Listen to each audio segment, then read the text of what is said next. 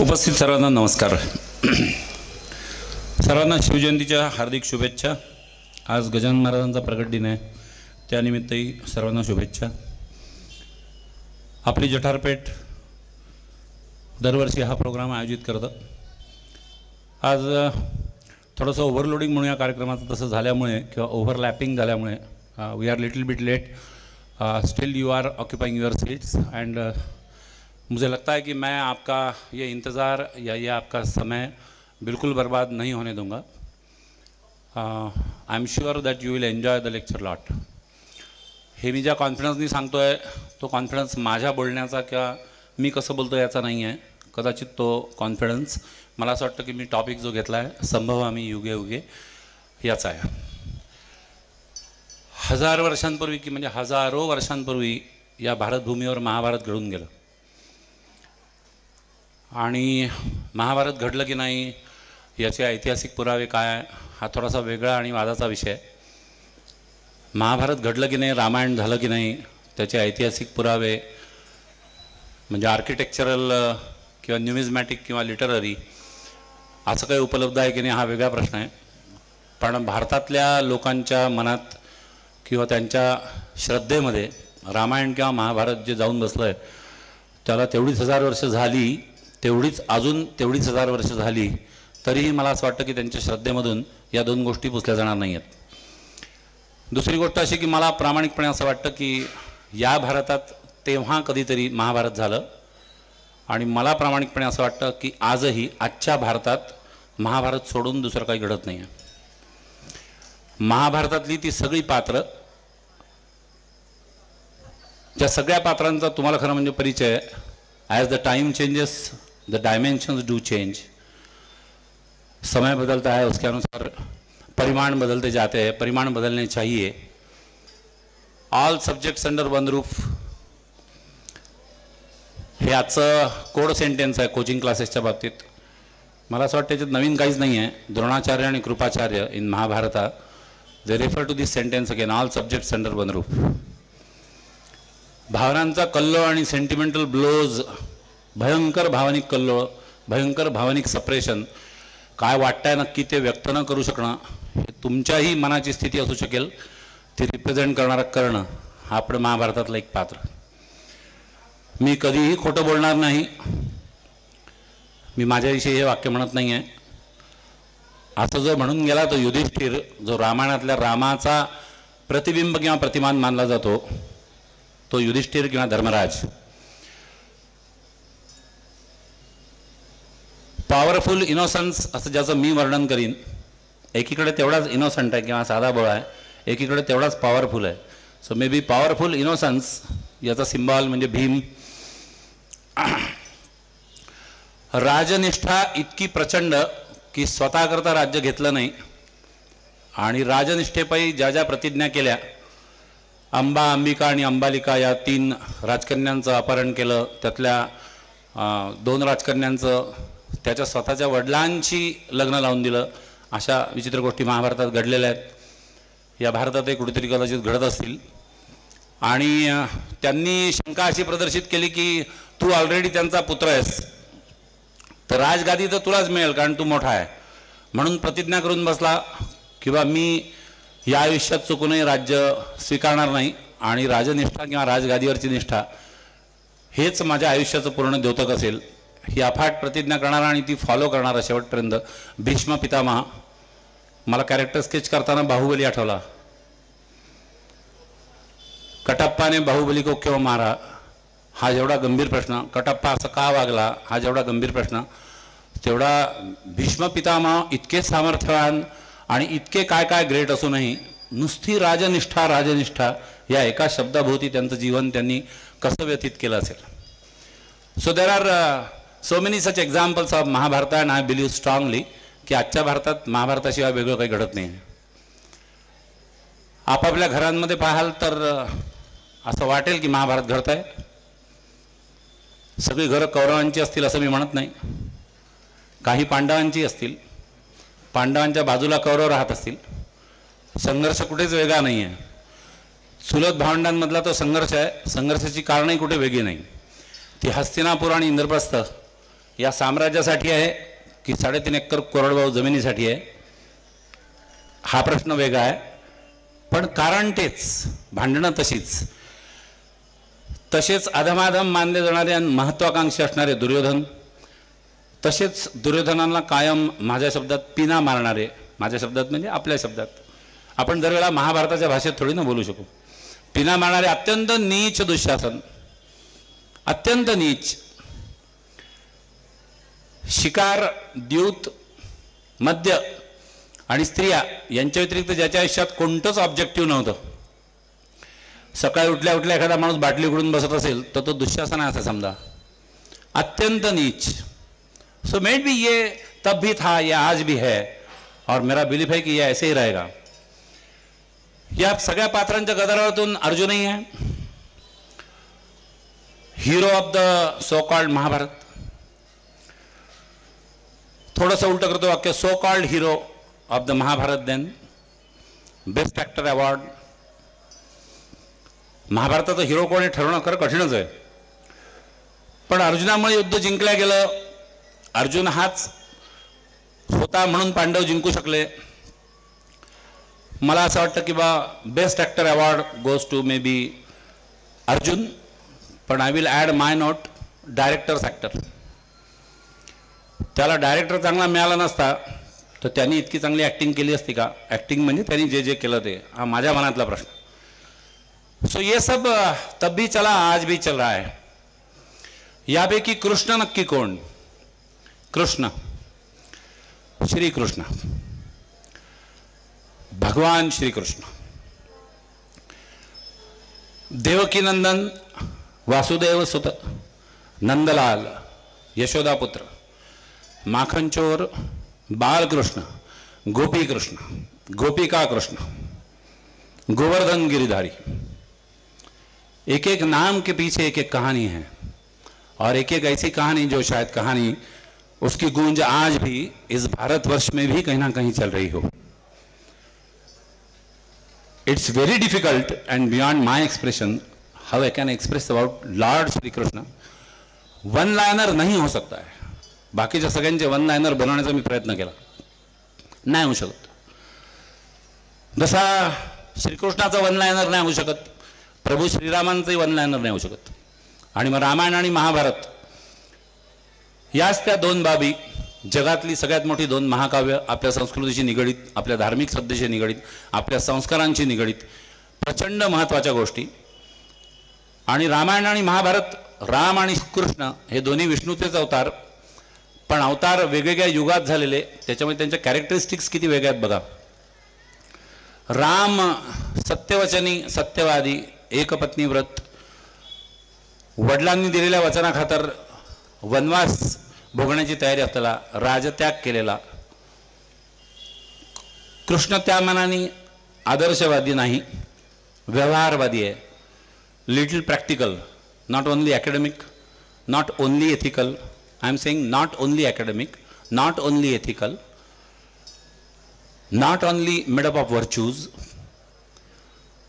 जिथे practically deal करणं आवश्यक आहे तिथे बेधडक प्रॅक्टिकली डील करणार आहे, कारण बदलत्या काळाचा तो परिणाम आहे. श्रीरामांचा कालखंड वेगळा, म्हणजे सत्ययुग वगैरे, मग त्रेतायुग, द्वापारयुग, त्याच्यामुळे बदललेल्या कालखंडानुसार श्रीकृष्णाने त्याची फिलॉसॉफी बदलली. श्रीकृष्ण हा पण विष्णूचाच अवतार आहे. आता आपण अजून वेगळ्या युगात राहतोय, कलियुग.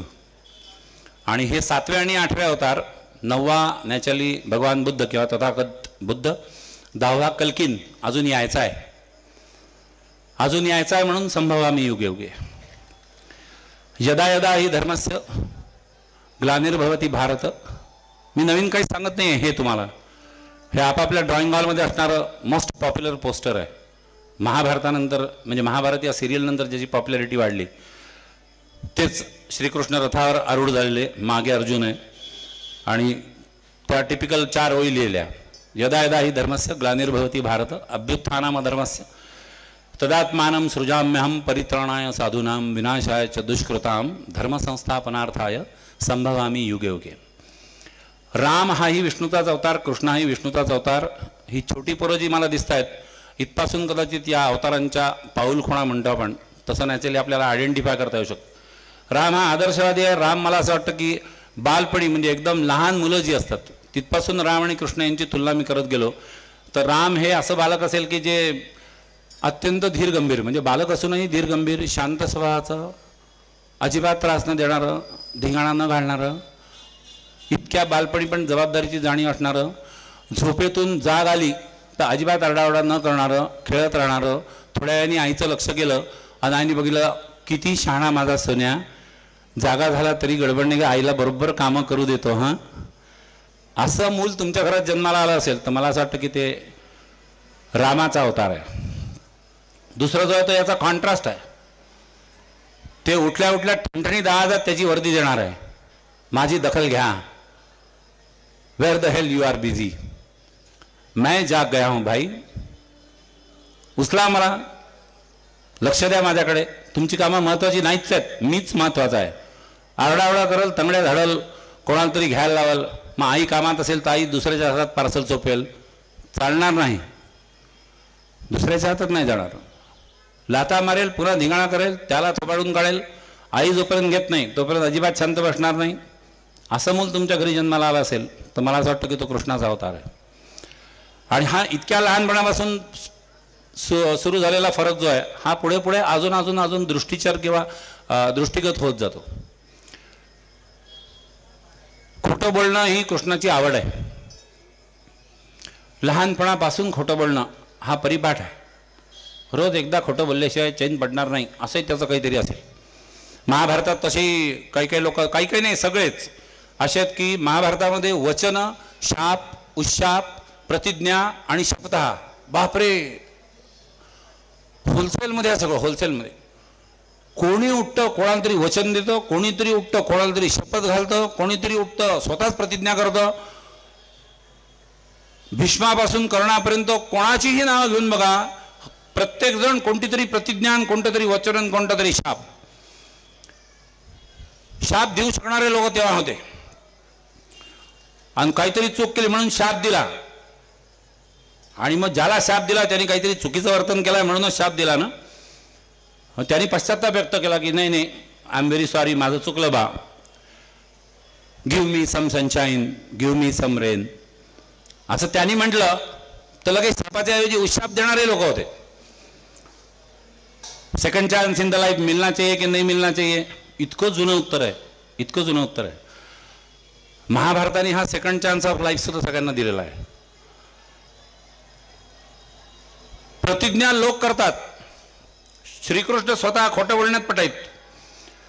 बिलकुल लहानपणी ते लोणी खाल्लं की नाही, आता वास्तविक गवळ्याच्या घरी राहत होता, तर लोणी खाल्लं तर त्याच्यात नवल काय, किंवा लोणी मिळत असेल इझिली जे मिळतं त्याच्यात मजा नाही. चोरून खाण्यात जी मजा आहे ती आईने असं लोण्याचा गोळा हातावर ठेवला त्याच्यात मजा नाही, ते चोरून खाण्यातच मजा आहे.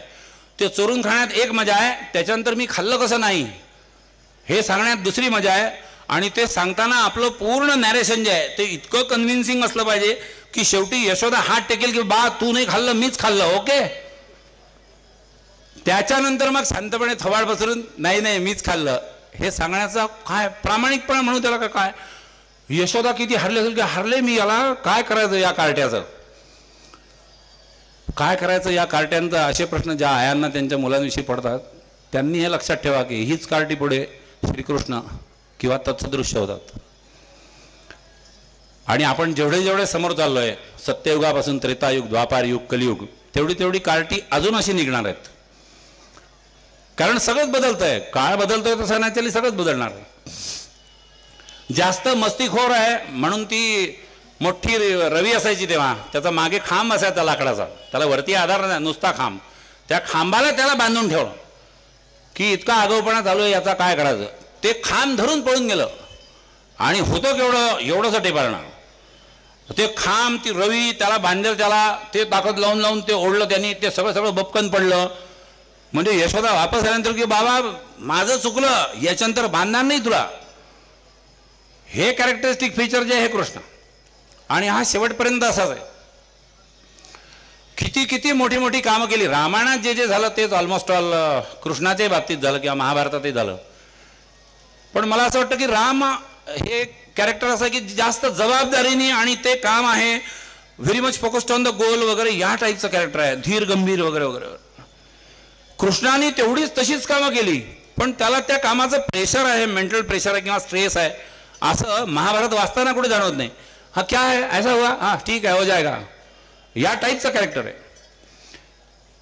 प्रभू श्रीराम आपल्या समोर जर प्रकट झाले तर त्यांच्या सगळ्या गोष्टी ज्या आहेत त्या आपण करू न शकणाऱ्या आहेत. आदर्शवाद सोपा थोडी नसतो. वडिलांच्या वचनाखातर राजत्याग करणं सोपं थोडी नसतं. जंगलात निघून जाणं वनवास सोपं थोडी नसतं. एकपत्नी व्रत काय म्हणता, कायदा नव्हता तेव्हा, बिना कायद्याचं एकपत्नी व्रत होतं, म्हणजे मॉरल्स होतं, एथिकल होतं, सोपं नसतं.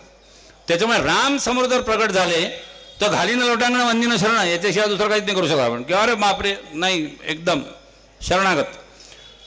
भगवान श्रीकृष्ण जर आपल्या समोर आले आणि आपण त्यांच्याकडे पाहिलं तर मला असं उगीच वाटतं की ते असं काहीतरी खून करून किंवा क्या चल रहा है असं आपल्याला विचारतील आणि आपलं काय चालू आहे हे आपल्याला आठवलं होतं, ओशाळे होऊन आपण त्याचे पाय धरू की अरे बा थांबा, तुम्ही तर भगवान आहे साक्षात, तुम्हाला सगळं माहिती आहे, बोलू नका.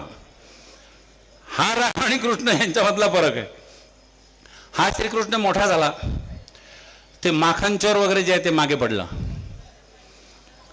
कृष्णाच्या पूर्ण चारित्र्यामध्ये 2 फेज असतात, असं म्हणून इंटरवल के पहिले इंटरवल के बाद. आणि खरं म्हणजे श्रीरामांनी रावणाचा वध केला आणि रामायण संपला आपल्या लेखी, मग उत्तर रामायण वगैरे आहे, पण ते आपण फारसं गोथरू करत नाही कधी.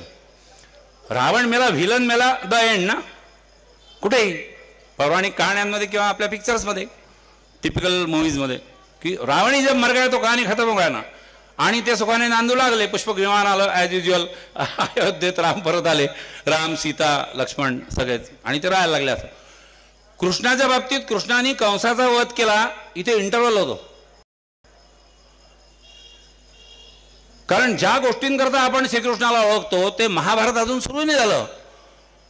आणि लहानपणी मी फक्त कोण आहे हे लक्षात घ्या, याच्यासाठी इंटरवलपर्यंतची स्टोरी जी आहे ती आहे. धेनुकासूर, शकटासूर, पुतना मावशी वगैरे वगैरे वगैरे, हे सगळे राक्षसांची नाव आहे. तेव्हा राक्षस होते, आता राक्षस नाही राहिले, काही काही लोकच राक्षसांसारखे झालेत. आता आपल्याला काय माहिती तेव्हाचे राक्षस कसे होते, त्याच्यामुळे हे असेच असतील जसे सध्या दिसतात. आता धेनुकासूर हा राक्षस होता का? धेनुकासूर हा मोठा सांड होता, वळू बैल, आणि कृष्णाने कंसाला मारू नये म्हणून कृष्णाचा वध करायकरता त्याच्यावर तो सोडला होता. कृष्णाने त्याला बरोबर जे करायचं ते केलं, निस्तराभूत केलं. शकटासूर, शकट म्हणजे गाढ, बैलगाडा म्हणून मोठा. कृष्णावर कंसाने त्याचा वध करण्याच्या दृष्टीने किंवा त्याला ठार मारण्याच्या दृष्टीने घातलेली गाडी म्हणजे शकटासूर. त्याला असुर वगैरे नाव हे पौराणिक कहाण्यांमध्ये दिलं गेलं. हा तर उद्योग आजही भारतात चालू आहे. आपला काटा कोणीतरी काढेल, आपलं काहीतरी याला महत्वाचं माहिती आहे हे म्हटल्यावर लोकांवर गाड्या घालण्याचे उद्योग जे आहे हे तर आजही चालू आहे. मी म्हटलं ना भारतात महाभारत अजूनही चालू आहे. हे शकटासूर गोपाळांबरोबर राहायला आपली आपली गुरंढोरं घ्यायची, जंगलात चरायला जायचं. ती ढोरं तिकडे चरतायत तोपर्यंत यांच्याकडे खेळ चालले आहेत. लहान मुलं खेळतात तसेच खेळत होते. त्याच्यात आगाऊपणा करणं म्हणजे त्या कालिंदी नदीच्या डोहात जाणं. गावाले सांगून थकले की तिथे जाऊ नका, तिथे तो कालिया नावाचा साप आहे. कसा असतो हे पाहायला हे काठावर उभे, मूर्तिमंत आगाऊपणा. आणि मग कालिया का मारायचा याचं कारण, कालिया हा विषारी नाग आहे. कालिंदी हे यमुना नदीचंच नाव आहे, पुराणातलं नाव. यमुना नदीचं पाणी जर विषारी झालं तर आपली ढोरं वासरं मरतील, आपलं सगळं संपेल, त्याच्यावर उपजीविका आहे. त्याच्यावरून तो प्रसंग घडला. मी पुन्हा रिपीट करतो की भारतात अजूनही महाभारत घडत आहे. फक्त यमुना नदी विषारी झाली तर काय होऊ शकतं हे 10 दिवसापूर्वी आपण पाहिलं. आणि हे मी सांगतोय तुम्हाला, तुम्हाला पण माहिती आहे. हे लोक का वाचत नाहीत महाभारत? राजकारणातले रे. यमुना नदी किती महत्वाची आहे हे महाभारत वाचलं असतं तर कळलं असतं ना. 5-5 वर्षापूर्वी दिलेली वचनं जी आहेत ते पहा आली पुन्हा वचनं, है ना. ही आता वचनं जाहीरनाम्यात दिली जातात फक्त. आने वाले 5 साल में यमुना जी को अगर साफ सुथरा नहीं किया, माझा टोन बघा कसा आपाप लागलाय तसा, है ना. तो आप मुझे चुन के मत देना, देतच नाही आम्ही, आम्हाला माहितच आहे. कारण तुझ्यापेक्षा यमुना नदी जी डोक्यात बसली आहे ना आमच्या, नाही का, with all the references in to inverted comma, that Yamuna with that Kaliya with all those Shrikrishna आणि त्याचे सवंगडी, ती विषारी झाली तर काय होईल. ही रूपक, ही प्रतिमानं जी बसलेली आहे, ही समजून घेत नाहीत लोक. आणि मला असंही वाटतं की राजकारणात काही लोक अशी आहे, म्हणजे एक गँग शब्द तसा चुकीचा असेल, पक्ष म्हणा वाटल्यास, एक गँग अशी आहे ज्यांनी महाभारत वाचलाय, ते बरोबर त्याचा उपयोग करून घेतात. राजकारणात शंका उपस्थित केली जाते की बा हे आजकाल NDA किंवा याच्यावाले लोक जे आहेत हे चांगलं राजकारण करत नाही, पाडाफोडीचं राजकारण करतात, फोडाफोडीचं राजकारण करतात, घोडे बाजार लावला यांनी, अमक केला ढमक. अरे राजकारण आहे, संस्कार केंद्र नाही आहे, राजकारण आहे. सा निशा यस्य भूतानाम यस्य जागृती को संयमी, भगवद्गीतेमध्ये श्रीकृष्णांनी सांगितलेलं वाक्य आहे की रात्रीच्या वेळी जेव्हा सगळे लोक झोपलेले असतील, सा निशा यस्य भूतानाम यस्य जागृती को संयमी, तेव्हा जो जागृत अवस्थेत असतो तो खरा संयमी, तो खरा महत्वाचा पुरुष. गोव्यात काय झालं होतं दुसरं, गोव्याचे निकाल लागल्यानंतर अर्धवट हे होतं, मेजॉरिटी कोणालाच नव्हती, ना NDAला ना UPAला, आणि काँग्रेसचे लोक जास्त निवडून आले, म्हणजे फर्स्ट स्टेक त्यांची होती सरकार करायची. त्यांनी जर राज्यपालाकडे निवेदन दिलं असतं तर पुढचं सगळं जे काय ते झालं नसतं. पण काँग्रेसवाल्यांची श्रद्धा वेगळ्या याच्यावर होती, लवकर निजे लवकर उठे त्या ज्ञान आरोग्य व संपत्ती भेटे. ते लवकर निजे लवकर उठलेच नाही. हे यस्य जागृती को संयमी, रात्री 9:30 वाजता काही होत नाही गोव्यात हे वाटून गोव्याचा प्रभारी BJPचा वापस आला, बॉम्बेच्या एअरपोर्टवरून त्याला वापस फिरवलं. गडकरी आणि अमित शहांचं बोलणं झालं होतं, गडकरी तिकडून गोव्याला गेले, हे लोक इकडून गोव्याला गेले, रात्रीतून कार्यक्रम झाला आपल्या भाषेत. गीता वाचली होती हे महत्व, आणि काही लोक अजूनही ती वाचत नाही आहेत. हा मला पडणारा विषाद, कारण शेवटी सरकार आपलं ना कोणाचं असलं तरी, अरे सरकार तर आपल्यावरच राज्य करेल की नाही बाबा. मग जे सरकार राज्य करेल ते NDAचं का UPAचं काँग्रेसचं का BJPचं, याच्याशी मला काय घेणं नाही. ते सरकार चांगलं असलं पाहिजे, याच्याशी तर आपल्याला घेणं देणं असायला पाहिजे ना. ज्यांना भारताची जड जिसको बोलेंगे, मुळं, या मुळांचीच पहचान ज्यांना नाही आहे, ते का आर्टिफिशियल इंटेलिजन्स आणि फक्त टेक्नॉलॉजी वापरून काय राज्य करतील भारतात. आणि ते चांगलं राज्य असेल, ते सुराज्य असेल, ते स्वराज्य असेल. काही काही लोक हे बरोबर करतायत. आणि BJPचे लोक कसे हे घोडे बाजार करतात, असं करतात तसं करतात, मंदिर वही बनाएंगे तारीख नहीं बताएंगे, है ना, चालली होती ना टीका, मंदिर वही बनाएंगे तारीख नहीं बताएंगे, अमुक आहे ढमुक आहे. प्रभू श्रीरामाच्या आदर्शांचा यांना विसर पडला आहे. अरे त्यांना हे कळलंय की आता संपलं, मंदिर झालं, रामनीती संपली, कृष्णनीती सुरू केली आहे त्यांनी. आणि तुम्ही रामायणाचे पुस्तकं वाचून आता त्यांना उत्तर देण्याचा प्रयत्न करता. पॉसिबल नाही ना, पॉसिबल नाही ना. ते एक एपिसोड समोर निघून गेलेत. पक्ष फोडाफोडी कशी चालते, घोडे बाजार कसा चालतो काय. अरे तुमचे घोडे जिथे नीट बांधा ना, तुमचे घोडे तुम्ही नीट बांधत नाही, जिथे बांधले तिथे भिंतीतून वरतून माना कलो कलो ते पाहत आम्हाला घ्या ना, आम्हाला घ्या ना. आणि त्यांनी मग घोडे सोडून दिले, तर यांनी घोडे बाजार, यांनी पक्ष फोडला. पक्ष फोडला नाही, फुटला कसा, फुटला कसा. कहीं ना कहीं इसकी जड़ भी महाभारत में जाएगी. काही काही लोकांनी फार सर डिटेलमध्ये वाचलंय महाभारत, डिटेलमध्ये. आणि राजकारणात जसे ते everything is fair in love and war, Shrikrishna या संदर्भात ते दोन्ही शब्द येतात.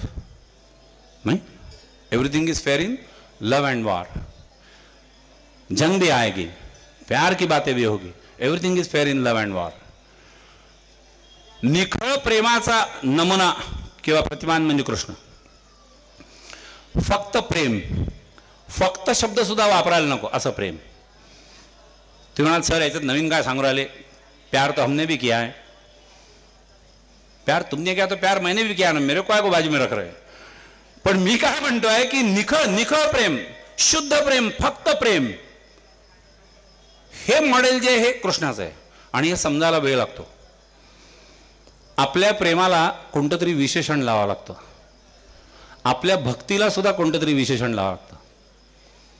आपली निम्म्या लोकांची भक्ती जी आहे ही भीतीमधून आलेली आहे। अगले हफ्ते एग्जाम है, चलो मंडे से ऑडिट शुरू हो रहा है, चलो मंदिर। अरे कुठेतरी भीतीचा आधार आहे म्हणून भक्ती आहे। आणि आपल्या प्रेमाचंही तसंच आहे, विशेषण माग आदरयुक्त प्रेम वाटतं मला तुझ्याविषयी, आदर चुल्यात घाल, प्रेम वाटतं का सांग। काय काय लोकांना भीतीयुक्त प्रेमही वाटू शकेल, अरे भीतीयुक्त प्रेम कसं काय, भीती आहे प्रेमही आहे, माय गॉड कमाल है। एडजेक्टिव लेस लव, ये संकल्पना अगर किसी के सामने बता सकते हैं तो वो नेचुरली है भगवान श्री कृष्ण। भगवान श्रीकृष्ण आपल्याला जवळचा वाटतं याचं अजून एक कारण आहे की त्यांनी खूप गोष्टी आपल्यासारख्या केलेल्या आहेत किंवा आपण त्या करू शकू कंसात असं आपल्याला उगीच वाटतं, कारण बरंचसा व्यवहारवाद आहे ना, प्रॅक्टिकली सगळं, किंवा ऐसा किया वैसा किया है ना, याच्या डोक्यावर टोपी टाकली, याला काहीतरी खोटं सांगितलं, हे असं तसं। सगळ्यात ऑब्जेक्शनेबल पार्ट भगवान श्रीकृष्णाच्या चरित्रात कोणता असेल, जो या फर्स्ट फेज मधलाच आहे, तो नॅचरली रासलीला हा शब्द।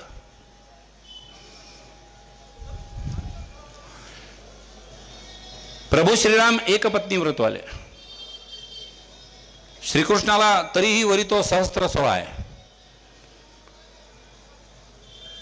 बापरे, 16 सहस्त्र, 16,000, 16,008 टू बी स्पेसिफिक। एवढ्या बायका कशा काय असू शकतात श्रीकृष्णाला? श्रीकृष्णाने रासलीला केली आणि काय गोपिकांची सो कॉल्ड वस्त्र पळवली किंवा जे जे काय केलं, हे जे झालं महाभारतात ते काय झालं हे पाहायला मी नव्हतो, तुम्ही नव्हते।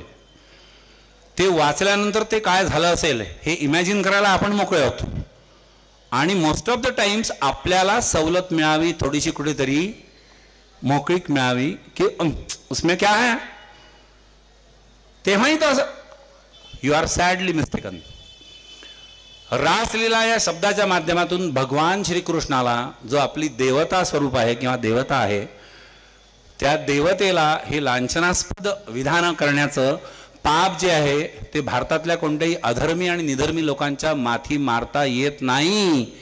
अत्यंत धार्मिक प्रवृत्तीचे जे लोक आहेत त्यांनीच रासलीला ही अशी आहे असा समज करून घेतलेला आहे, कारण कंसात ती तशी असावी असं त्यांना वाटत होतं, त्यांना वाटत होतं। असं म्हणतात ना, अश्लीलता ही पाहणाऱ्याच्या दृष्टीत असते, त्यातला प्रकार आहे। आपल्या मनात कुठेतरी तसे विचार चालू असतील तर आपण त्याला सर्टिफाय करू इच्छितो। भगवान श्रीकृष्णांनी पण रासलीला केली होती या माध्यमातून। 16,008 लग्न श्रीकृष्णांची कशी झाली, बाकीच्यांचा हिशोब तुम्ही लावून घ्या। 16,000चा हिशोब मी एका फटक्यात लावून दाखवतो तुम्हाला। 16,000 विवाहांचा हिशोब जो आहे तो एका फटक्यात लावून दाखवतो 2 मिनिटात। प्राग ज्योतिषपूर नावाचं गाव, प्राग ज्योतिषपूर हे तेव्हाचं नाव, आताचं नाव तुमच्या सगळ्यांच्या परिचयाचं, गुवाहाटी, सुरत मार्गे गुवाहाटी, ते गुवाहाटी।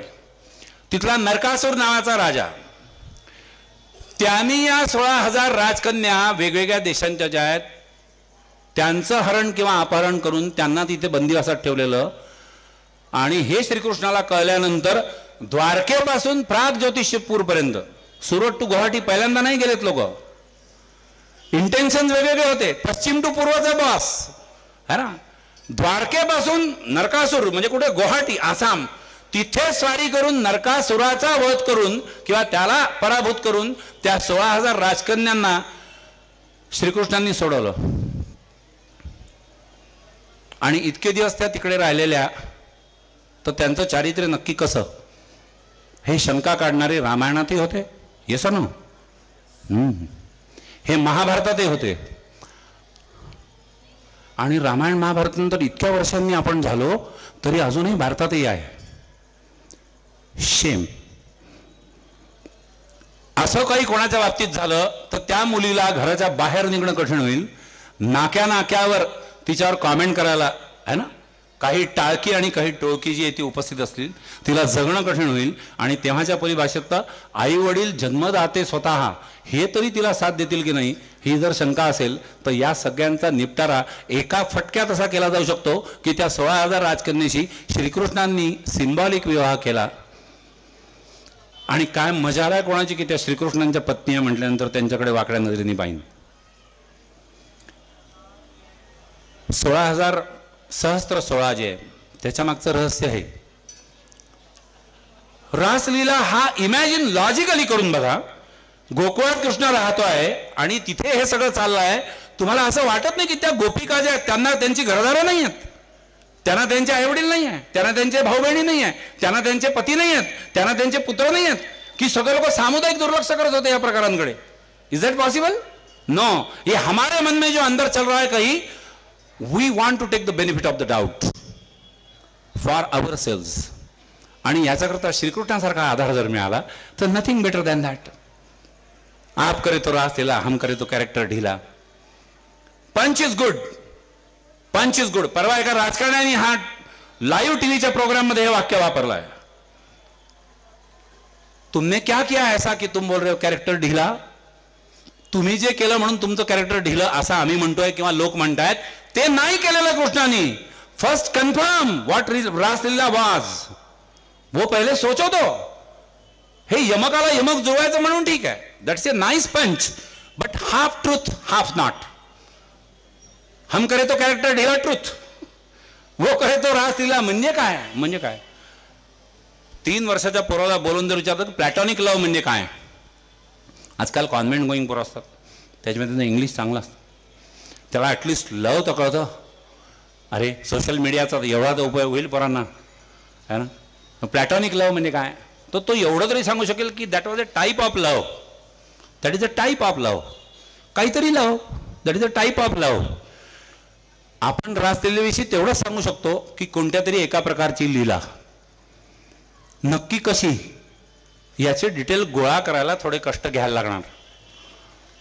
तोपर्यंत ही कॉन्ट्रडिक्शन जी आहे ही मनात आणू नका आणि ती ॲटलिस्ट चर्चा करू नका, डिस्कस करू नका. That is not at all a matter to be discussed. ऊंचे लेवल की बात ये हम नहीं समझ सकते, शायद छोड़ दो उसको. हे एक शब्द काढला तरीही खूप मोठं श्रीकृष्ण चरित्र उरणार आहे. गोवर्धन पर्वत, गोवर्धन पर्वताची पूजा करायची कृष्णाने काढलं गावात, त्याच्या आधी इंद्राची पूजा करत होत. रिबेलियनच माणूस आहे की इतक्या वर्षापासून इंद्राची पूजा काऊन बा आपल्या भाषेत, का बरं?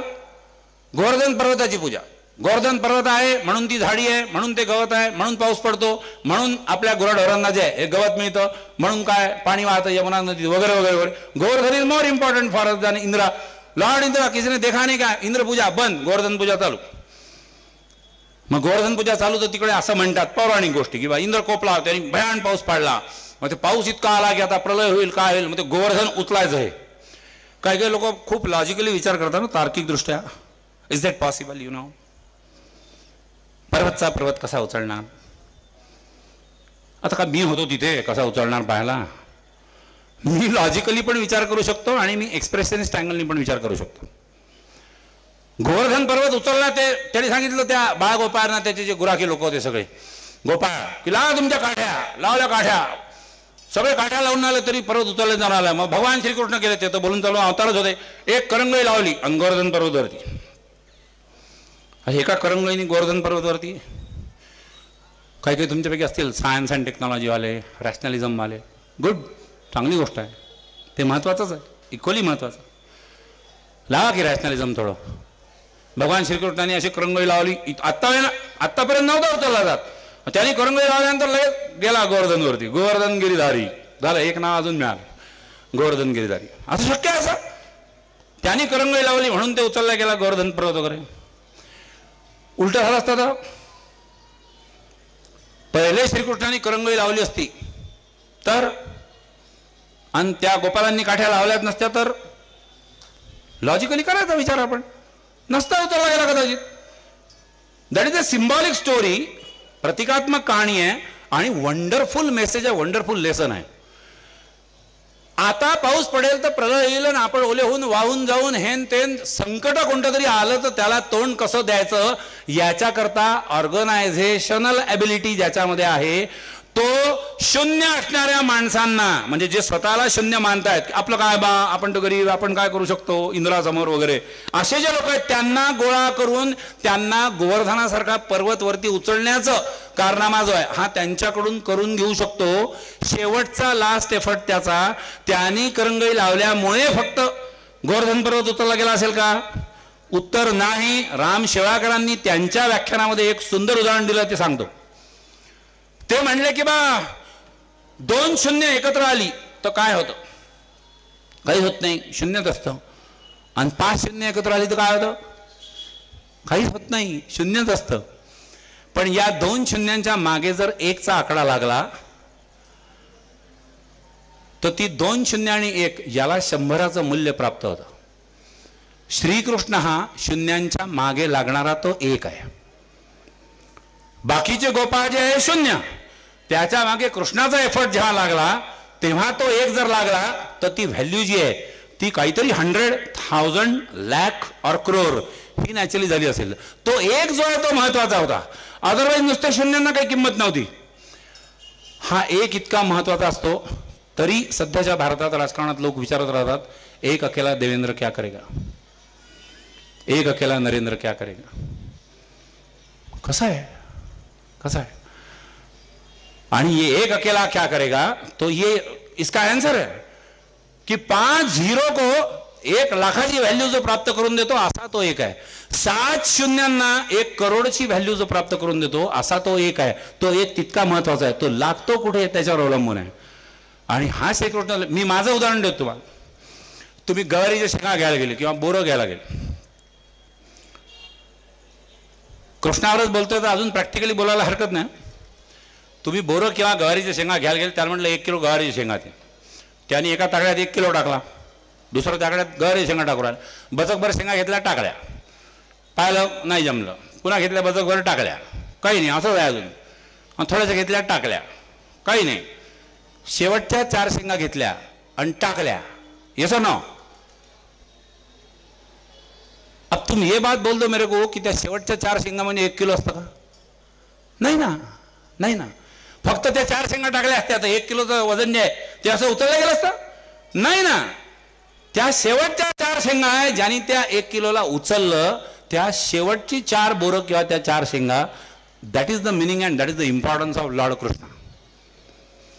इंजीनियरिंग की भाषा में बोलेंगे तो marginal effort applied to lift the load. Marginal, शेवटचा marginal effort applied to lift the load, हा भगवान श्रीकृष्ण. ही गोवर्धन गिरीधारीची स्टोरी. मग आता हे सगळं करत करत उरला नॅचरली कंस. कृष्णाचं एक फार विचित्र नाव आहे. असं वाटतं की यार इतका पराक्रमी कृष्ण, याला हे नाव का दिलं? रणछोडदास.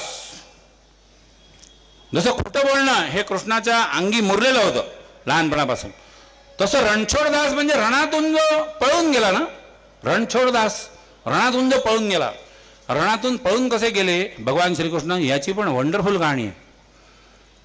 वंडरफुल. त्याचं आणि शेजारी मगध नावाचं राज्य होतं, त्यांचं अजिबात पटत नव्हतं. जरासंध नाव तुम्हाला आठवत असेल. जरासंधाने 17 म्हणजे टोटल 18, पण बोलतोय त्या क्षणापर्यंत 17 स्वाऱ्या केल्या मथुरेवर आणि त्राहीमाम करून टाकलं ते जनतेला. दरवेळेला ड्रॉ मॅच, पण कोणतं युद्ध झालं तर फटके तर खायला लागतात, नुकसान तर होतं, प्रजा त्रासली. 17व्या स्वारीत त्याचा सेनापती आलाय काल यवन नावाचा, आणि तो कृष्णाच्या दरबारात आला डायरेक्ट. तो म्हणाला की हे रोजची लढाई मारामाऱ्याचे आहेत, युद्ध हे बंद करून टाकू, नीच्या डायरेक्ट मल्लयुद्ध खेळू आपण. भाषा तीच, एक तर तू राहशील नाही तर मी राहीन. कृष्ण तिथे सिंहासनावर बसलेला, डायरेक्ट खाली आहे, आपणच मल्लयुद्ध करू, विषय संपवून टाकू. हा दरवेळेच्या लढाया, दरवेळेची युद्ध नकोच. श्रीकृष्णाने दंकन उडी मारली सिंहासनावरून खाली दरबारात सदरीवर. त्यांनी जितक्या दंकन उडी मारली की लोक हादरले की आता प्रचंड मल्लयुद्ध पाहायला मिळणार. तो काल यवन सेनापती त्याचा आणि श्रीकृष्ण यांचं. 2ऱ्या मिनिटाला किंवा 2ऱ्या सेकंदाला श्रीकृष्ण उठला, पळून गेला तिथून, दरबार स्वतःच्या दरबारातून पळून गेला. काल यवन ओव्हर कॉन्फिडंट, पळाला, पकडो, चालले माग. समोर श्रीकृष्ण, मागे काल यवन, समोर श्रीकृष्ण, मागे काल यवन, समोर श्रीकृष्ण, मागे काल यवन, समोर श्रीकृष्ण, मागे का. अबे चालला कुठे ते तर बा, गेले कुठे? गिरिव्रज नावाचा पर्वत होता, त्या पर्वताच्या गुहांमध्ये मुचकुंद नावाचा एक ऋषी झोपलेला होता. देव आणि राक्षस यांचं युद्ध झालं, त्याच्यामध्ये त्यांनी देवांना मदत केली आणि मग तो फार थकला युद्धामुळे. म्हणून देवानी त्याला वर दिला की आता तू लय थकला कंसात, तू त्या गुहेत जा, कोणत्या तरी झोप, तुझी कोणीही झोपमोड करणार नाही. आणि ज्याने तुझी झोपमोड केली तू त्याकडे पाहिलं तो झाला भस्मसात. डाटाबेस किती पक्का है बा श्रीकृष्ण का, है ना। अवेयरनेस कितना अच्छा है देखो कि कहाँ कहाँ क्या हुआ, इधर क्या हुआ, उधर क्या हो रहा, कहाँ है मुचकुन, कहाँ है, ऐसा ऐसा डेंजरस है ना। त्याच्या समोर कधी गेला कोणी, त्याचं कधी जाग खलास, है ना। डाटाबेस पक्का, चालला समोर हा त्याच्या मागं, चालला समोर तो त्याच्या मागं, घुसले त्या गुहेत कृष्णाने त्याच्या अंगावरचं जे काय वस्त्र होतं शालबिल ते काढून त्या मुचकुन त्याच्या अंगावर टाकलं, तो झोपलेला हे त्याच्या अंगावर टाकलं, त्याला ओलांडून पलीकडे गेला, अंधारात गेला, तिकडे चुपचाप उभा राहिला. हा कृष्णाचा आवडता छंद आहे, काहीतरी कुठेतरी हा, आणि दुरून फक्त पाहत बसणे, आपली बासरी बरी, आपलं मोरपीस बरं, आपला मुकुट बरा, आणि जेव्हा वेळ पडेल तेव्हा सुदर्शन चक्र पहा गंमत, लय मजा, लय टॉप. मी म्हणून तर म्हटलं ना की रामापेक्षा कृष्ण जो आहे तो जास्त जवळचा का वाटतो, कारण तो आपल्यापैकी वाटतो. दोन मधले तिकडे कोपऱ्यात आहे, हा आला भैताळ, त्याची शाल त्याच्या अंगावर, त्या गुहेत दुसरं कोणी असेल हे माहीतच नाही, अंदाजही नाही, कारण डाटा बँक बोगस, इन्फॉर्मेशन काहीच नाही. आला तो, त्यांनी ती शाल बघून डायरेक्ट त्या छताडावर पाय ठेवला, कोणाच्या, मुचकुंद ऋषीच्या. किती डेंजर असतात लोक ओव्हर कॉन्फिडंट. त्याच्या छताडावर जसं त्यांनी पाय ठेवला त्याला जाग आली, तसे त्यांनी डोळे उघडले, त्यांनी जसे डोळे उघडले पिस गेला, भस्मसात, मेला फुकटमध्ये. नंतर अंधारातून साहेब आले, आपले हाताची घडी सोडून शांतपणे समोर आले, त्यांच्या अंगावरची चादर घेतली, पुन्हा आपली शाल, त्याला म्हणे तू झोप, मी येतो. काय कॅरेक्टर आहे, काय कॅरेक्टर, कितना सोचते. हम बोलते ना, आदित्य म्हणाला मगाशी की तुम्हाला पुस्तकं नसतील वाचायची त्यार ॲटलिस्ट मूवी तरी पहा. True true true. फिल्मवाले बी बहुत रिसर्च करते, त्यांच्यावर टीका खूप होते, काय सिनेमॅटिक लिबर्टी प्रत्येकाला कळेल असं नाही, प्रत्येकाचं म्हणणं असं की जे जसं आहे तसंच दाखवा. ते बाजीराव मस्तानी आला तेव्हा पण खूप टीका झाली, पद्मिनीवरचा कोणता आला पद्मावत त्याच्यावरही खूप टीका झाली, असं कसं झालं काय. ओके, पण त्यांनी काही रिसर्च खरंच सुंदर केला असतो. किती छोटीशी गोष्ट आहे बा, कृष्णाचं एक नाव रणछोडदास काय हे मी तुम्हाला सांगितलं, आणि जरी रणातून पळून गेलेला आहे तरी ते गौरवान्वित पद्धतीने लावलं जातं, कारण जरी पळून गेला तरी शत्रूचा नाश पळूनही काही वेळा करता येतो, हे त्यांनी दाखवलं. जिजाऊ महासाहेबांनी लहानपणी शिवाजी महाराजांना किंवा शिवबाला रामायण महाभारत किंवा राणी पद्मिनी यांच्या गोष्टी सांगितल्या होत्या. त्यांनी काल यवनची पण गोष्ट सांगितली असेल त्यांना, असं मला वाटतं. कारण हे जे मी म्हटलं ना की हा समोर तो मागे, हा समोर तो पुढे, अभे चालले कुठे ते तर पहा. मला असं वाटतं की गुरिल्ला वॉरफेअर किंवा गनिमी कावा ही जी युद्धतंत्र किंवा युद्धपद्धती शिवाजी महाराजांच्या काळातली आहे ती एक्झॅक्टली सेम आहे. 400 मावळे पळत आहेत, त्याच्या मागे हजारोंनी मुघलांची फौज लागलेली आहे. 200 इकडे गेले, 200 तिकडे. आता ते 200 इकडे गेले, 200 इकडे गेले, हे मागून आले, हे असरानी शोले मधले, है ना, आधे इधर आधे उधर बचे हुए मेरे पीछे, हे अर्धे इकडे गेले, अर्धे तिकडे गेले. आता हे जे 200 गेले ते पुन्हा 100 इकडे, 100 तिकडे, पुन्हा मुघलांची फौज जी आहे ती स्प्लिट होणार. अबे चालले कुठे ते तर बा, तेच वाक्य पुन्हा. आणि मग तिकडे फ्रेश 1000-1200 निवडक मावळे जे ते तिथे दबा धरून बसलेले. यांचं पहिल्या लोकांचं काम एवढंच, फक्त तुम्ही घेऊन या त्यांना, हा आम्ही वाजवतो. काय शिकत नाही यार इतिहासावरून माणूस. आणि चांगलं वाचलेलं असलं आणि ते तितकं डोक्यात उतरलेलं असतं तर संभावामी युगे युगे होतच. यदा यदा ही धर्मस्य ग्लानिर्भवती भारत, भारत नसेल म्हणायचं तर महाराष्ट्र म्हणा. प्रादेशिकच फरक आहे नाही फक्त, बाकी काय आहे. अभ्युत्थानम अधर्मस्य तदात्मानं सुजाम्यं परित्राणाय साधूनां विनाशाय च दुष्कृतां. सज्जनांचं रक्षण करण्यासाठी, दुर्जनांना निर्दालन करण्यासाठी, धर्माची स्थापना करण्यासाठी संभवामी युगे युगे. तो ये हो नाही आहे. रणछोडदास हे नाव आठवत आहे. 3 इडियट मध्ये रॅन्चोचं नाव होतं, रणछोडदास श्यामलदास छाछड. काय अतियोगायोग आहे ना. काय मला नाही माहीत त्यांनी ते नाव का घेतलं, पण त्या नावाचा कृष्णाशी संबंध आहे, त्या कॅरेक्टरशी संबंध आहे. इतना दिमाग वाला जो हो, इतना बेहतरीन जो हो, इतना इंटेलिजेंट जो हो, इतना लॉजिकल जो हो, इतना साथ में रिबेलियन भी हो, इतना साथ में रिबेलियन भी हो. हा असं जर सगळं तो असेल तर ते रणछोडदास बिलकुल बरोबर आहे, बिलकुल बरोबर आहे. या रणछोडदासच्या नावानंतर नॅचरली शेवटची स्टोरी इंटरव्ह्यूपर्यंतची उरते ती नॅचरली कंस. कंस हा कृष्णाचा मामा, आणि त्याला काहीतरी सांगितलं कोणी की बा देवकीच्या पोटी जो 8वा पुत्र येईल तो तुझा वध करेल वगैरे. कंस हा टिपिकल व्हिलन. पहिल्या हाफमधला. त्याच्यामुळे कृष्णाने कंसाचा वध केला. थोडासा आजच्या भारतामध्ये आणि तेव्हाच्या महाभारतामधला हा फरक आहे. महाभारतामध्ये मामा लोक फार महत्वाचे आहे. सगळे मामा महत्वाचे आहे. कृष्णाचा मामा कंस तो त्याच्याच मागे लागला होता है ना. दुर्योधनाचा मामा शकुनी त्याच्यापायी द्यूत झालं, त्याच्यापायी सगळे धिंगाण झाले है ना. Dangerous man. पांडवांचा मामा शल्य, शल्य जो कर्णाचा सारथी म्हणून राहिला. महाभारताच्या युद्धात कर्णाचा सारथी शल्य तो पांडवांचा मामा आहे. काय पॉलिटिक्स आहे बा, काय पॉलिटिक्स आहे. पांडवांचा मामा कर्णाचा सारथी म्हणून काम करतो. लंबी स्टोरी आहे. हे सगळे मामा लोक महाभारतात अत्यंत महत्वाचे. सध्याच्या भारतामध्ये काका लोक महत्वाचे. मध्ययुगीन काळानंतर काका आणि पुतण्या यांचं पटल्याचा महाराष्ट्राच्या इतिहासाने तरी पाहिलं नाही. राघोबा दादा आनंदीबाईपर्यंत मागे गेलं तरी राघोबा पेशव्यांनी माधवराव पेशवा पहिला, मग नारायणराव पेशवा यांचा कसा छळ केला किंवा काय काय कटकारस्थानं केली की डेंजरस. काका मला वाचवा, काका मला वाचवा. हे शनिवारवाड्यात अजूनही आवाज गुंजतात असं काही काही लोक उगीच सांगतात, पण तेव्हा तर गुंजले होते. ही तर फॅक्ट आहे. काका मला वाचवा, काका मला वाचवा.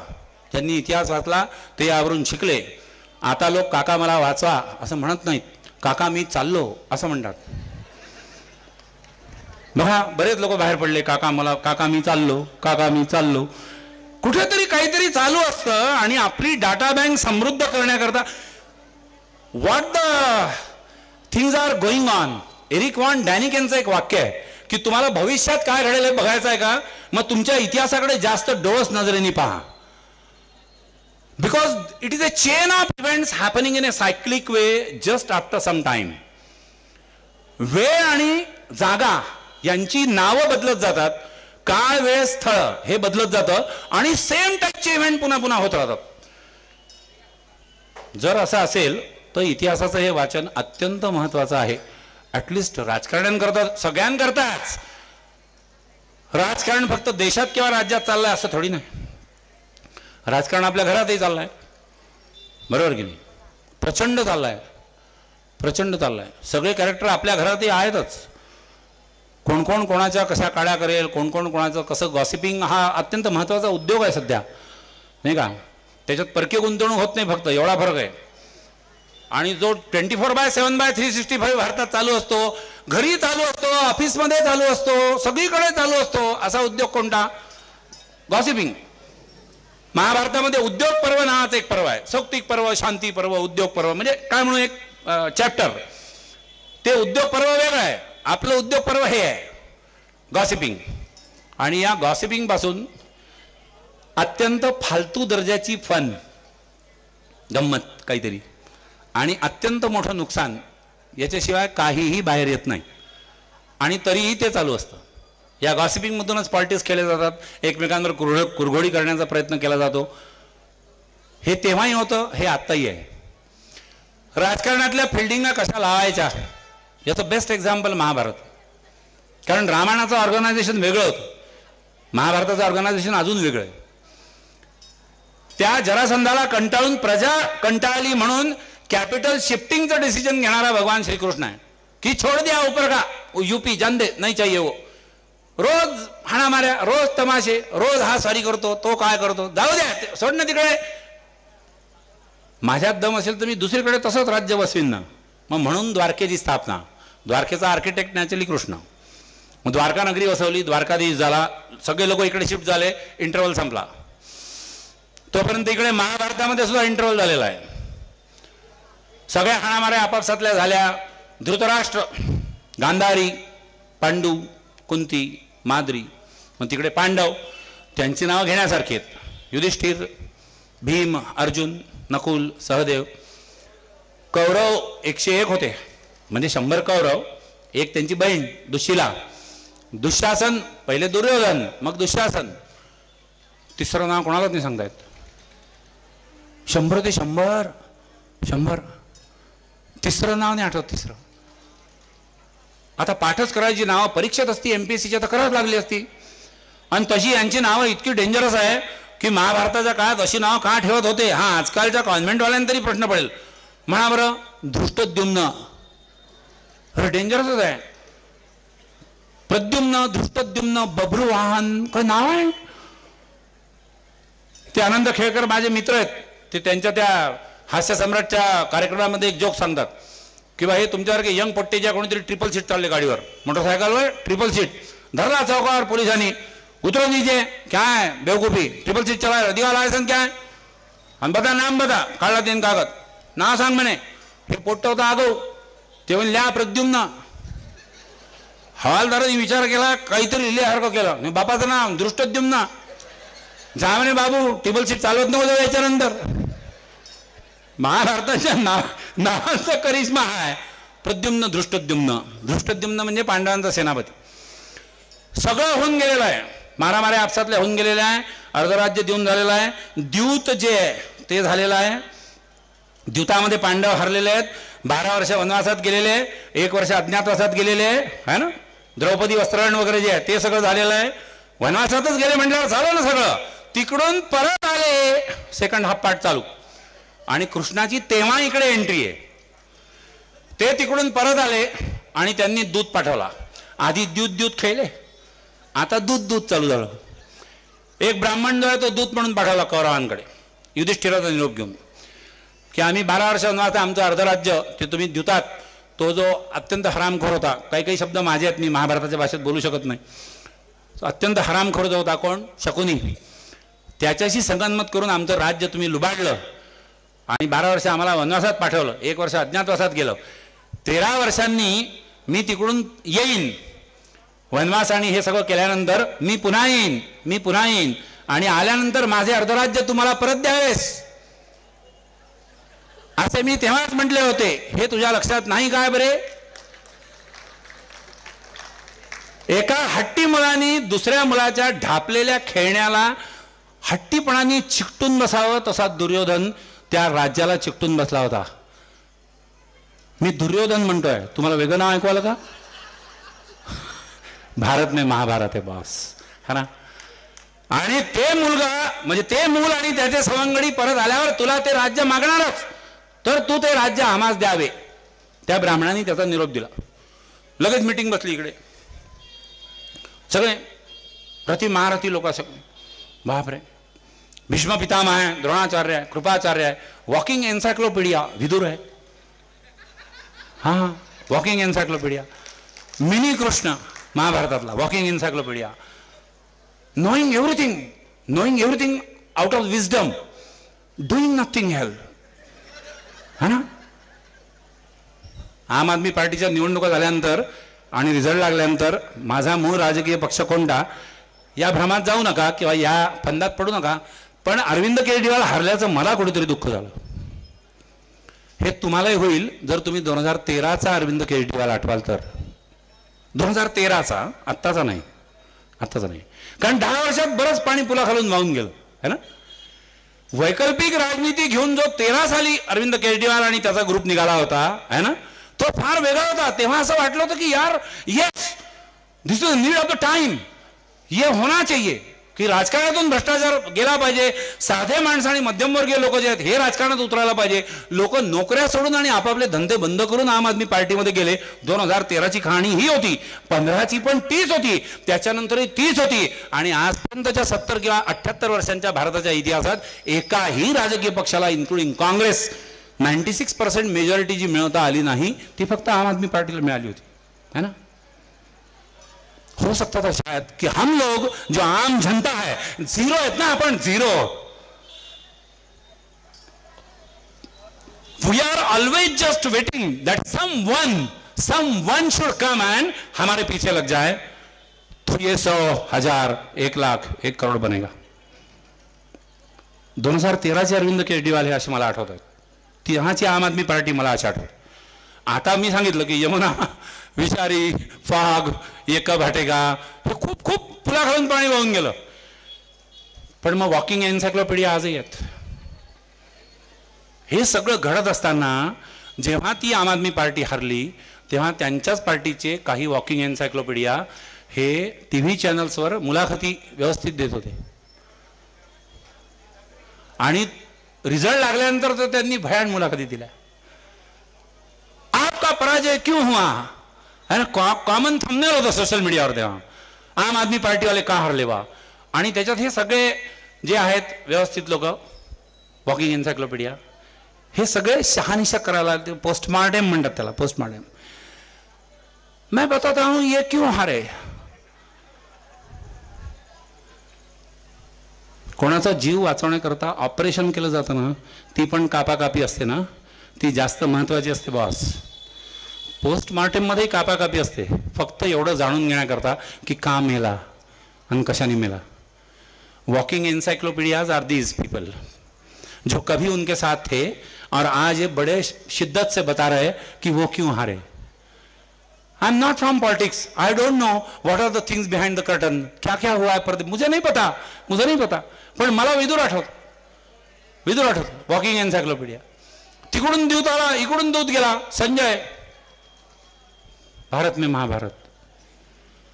कौरवांकडून जो दूत गेला त्याचं नाव संजय.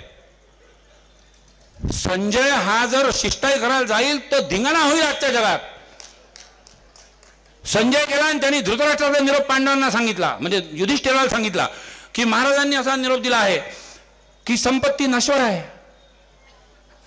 कोण सांगतोय? भोकणा.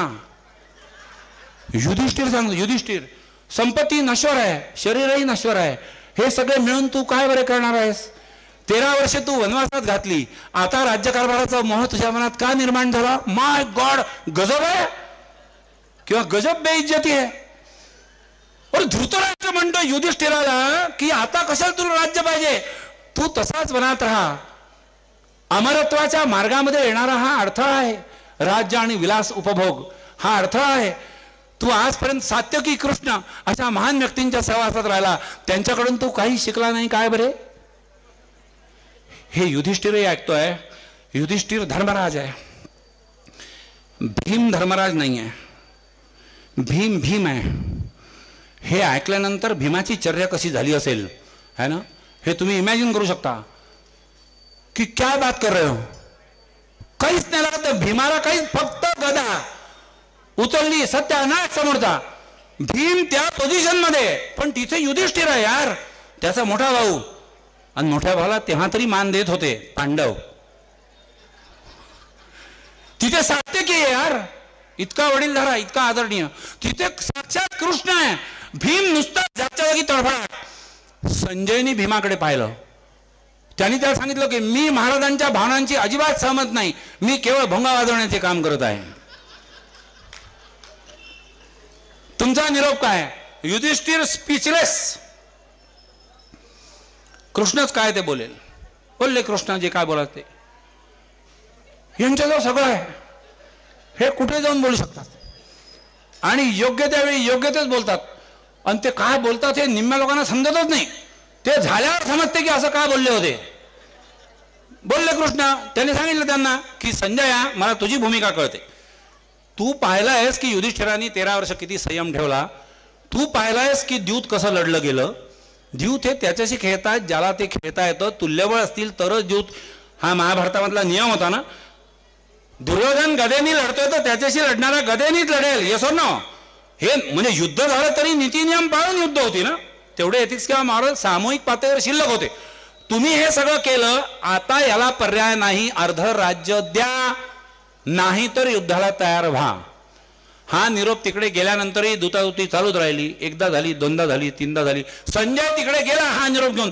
त्याचा प्रचंड संताप की हे असं काय आहे, धृतराष्ट्राचं चुकलंच आहे, नो डाऊट. अरे अर्ध राज्य त्यांचा, अर्ध तुला मिळतंय ना.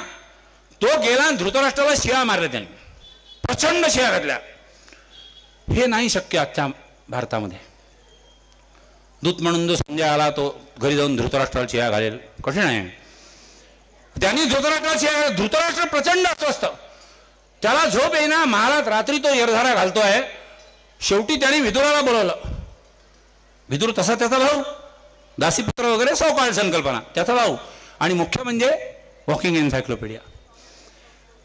तो म्हणला यार मला झोप नाही येत. विदुर, तूच माझं शंका समाधान करू शकतो. विदुर कोणाचंही शंका समाधान करायचा, फुल प्रिपेअर्ड. त्यांनी लगेच चालू केलं. महाराज 5 व्यक्तींना झोप येत नाही. गिरटवले. चोर जो आहे त्याला दुसऱ्याच्या पत्नीवर ज्याचा तुम्ही सगळे शब्द मनावर घेऊ नका, कारण की आपल्याला लागू पडतात, उगाच आपल्याला वाईट वाटतं. चोर जो आहे त्याला दुसऱ्याच्या पत्नीवर ज्याचा डोळा आहे तो ज्याची संपत्ती गेली आहे किंवा जाणार आहे असा. चौथा अयशस्वी माणूस, उडली आहे कोणाची झोप. आणि 5वा, हे 4 जे आहे ते झोप ज्याला येत नाही किंवा झोप उडाली आहे असे. आणि 5वा, जो स्वतः प्रचंड दुबळा आहे आणि कोणीतरी त्याच्यावर रोज उठून बलशाली माणूस अन्याय करतो, त्याला काही सांगता येत नाही, सहन होत नाही, सांगता येत नाही म्हणतो तसं, तो 5वा. तो धृतराष्ट्र त्याला विचारतो, मी आत कुठे बरे बसतो. कंसात मग ही साली पर्सनॅलिटी वाली कॅटेगरी आहे. One who knows not and knows not that he knows not. म्हणजे त्याला माहित नाही पहिली गोष्ट, त्याला हे माहित नाही की त्याला माहित नाही. बापरे, डेंजर माणूस धृतराष्ट्र, खतरनाक माणूस आहे. Knows not and knows not that he knows not, खतरनाक माणूस. कृष्ण जो है तो knows and knows that he knows. मुझे पता है और मुझे ये पता है कि मुझे पता है. वाह. अर्जुन जो है तो one who knows but knows not that he knows. Inferiority complex, inferiority complex. उसे पता है मगर उसे ये नहीं पता कि उसे पता है. वो कर सकता है मगर उसे ये नहीं पता कि वो कर सकता है. आज याला कोण सुधारू शकेल? तोच one who knows and knows that he knows. Permanent फिरत राहते बोट, परमनंट.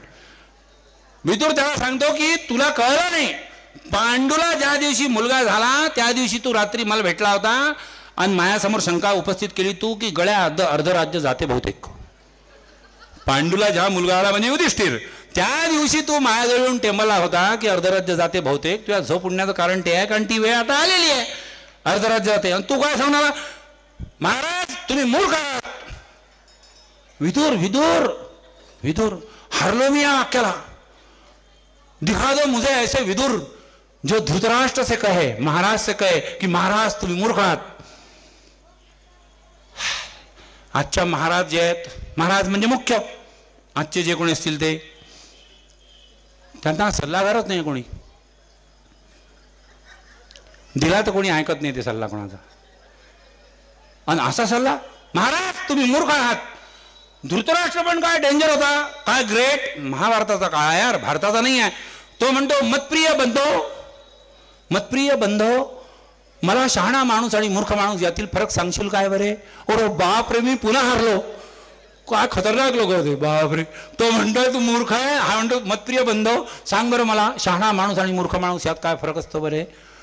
विदुर वाक्य, विदुर सुरू झाला लंबा सुंदर वाक्य आहे, ऐका नीट. 1च्या मदतीने 2ला जाणून घेतले पाहिजे आणि 4च्या मदतीने 3वर नियंत्रण ठेवले पाहिजे. 5वर विजय मिळवला पाहिजे.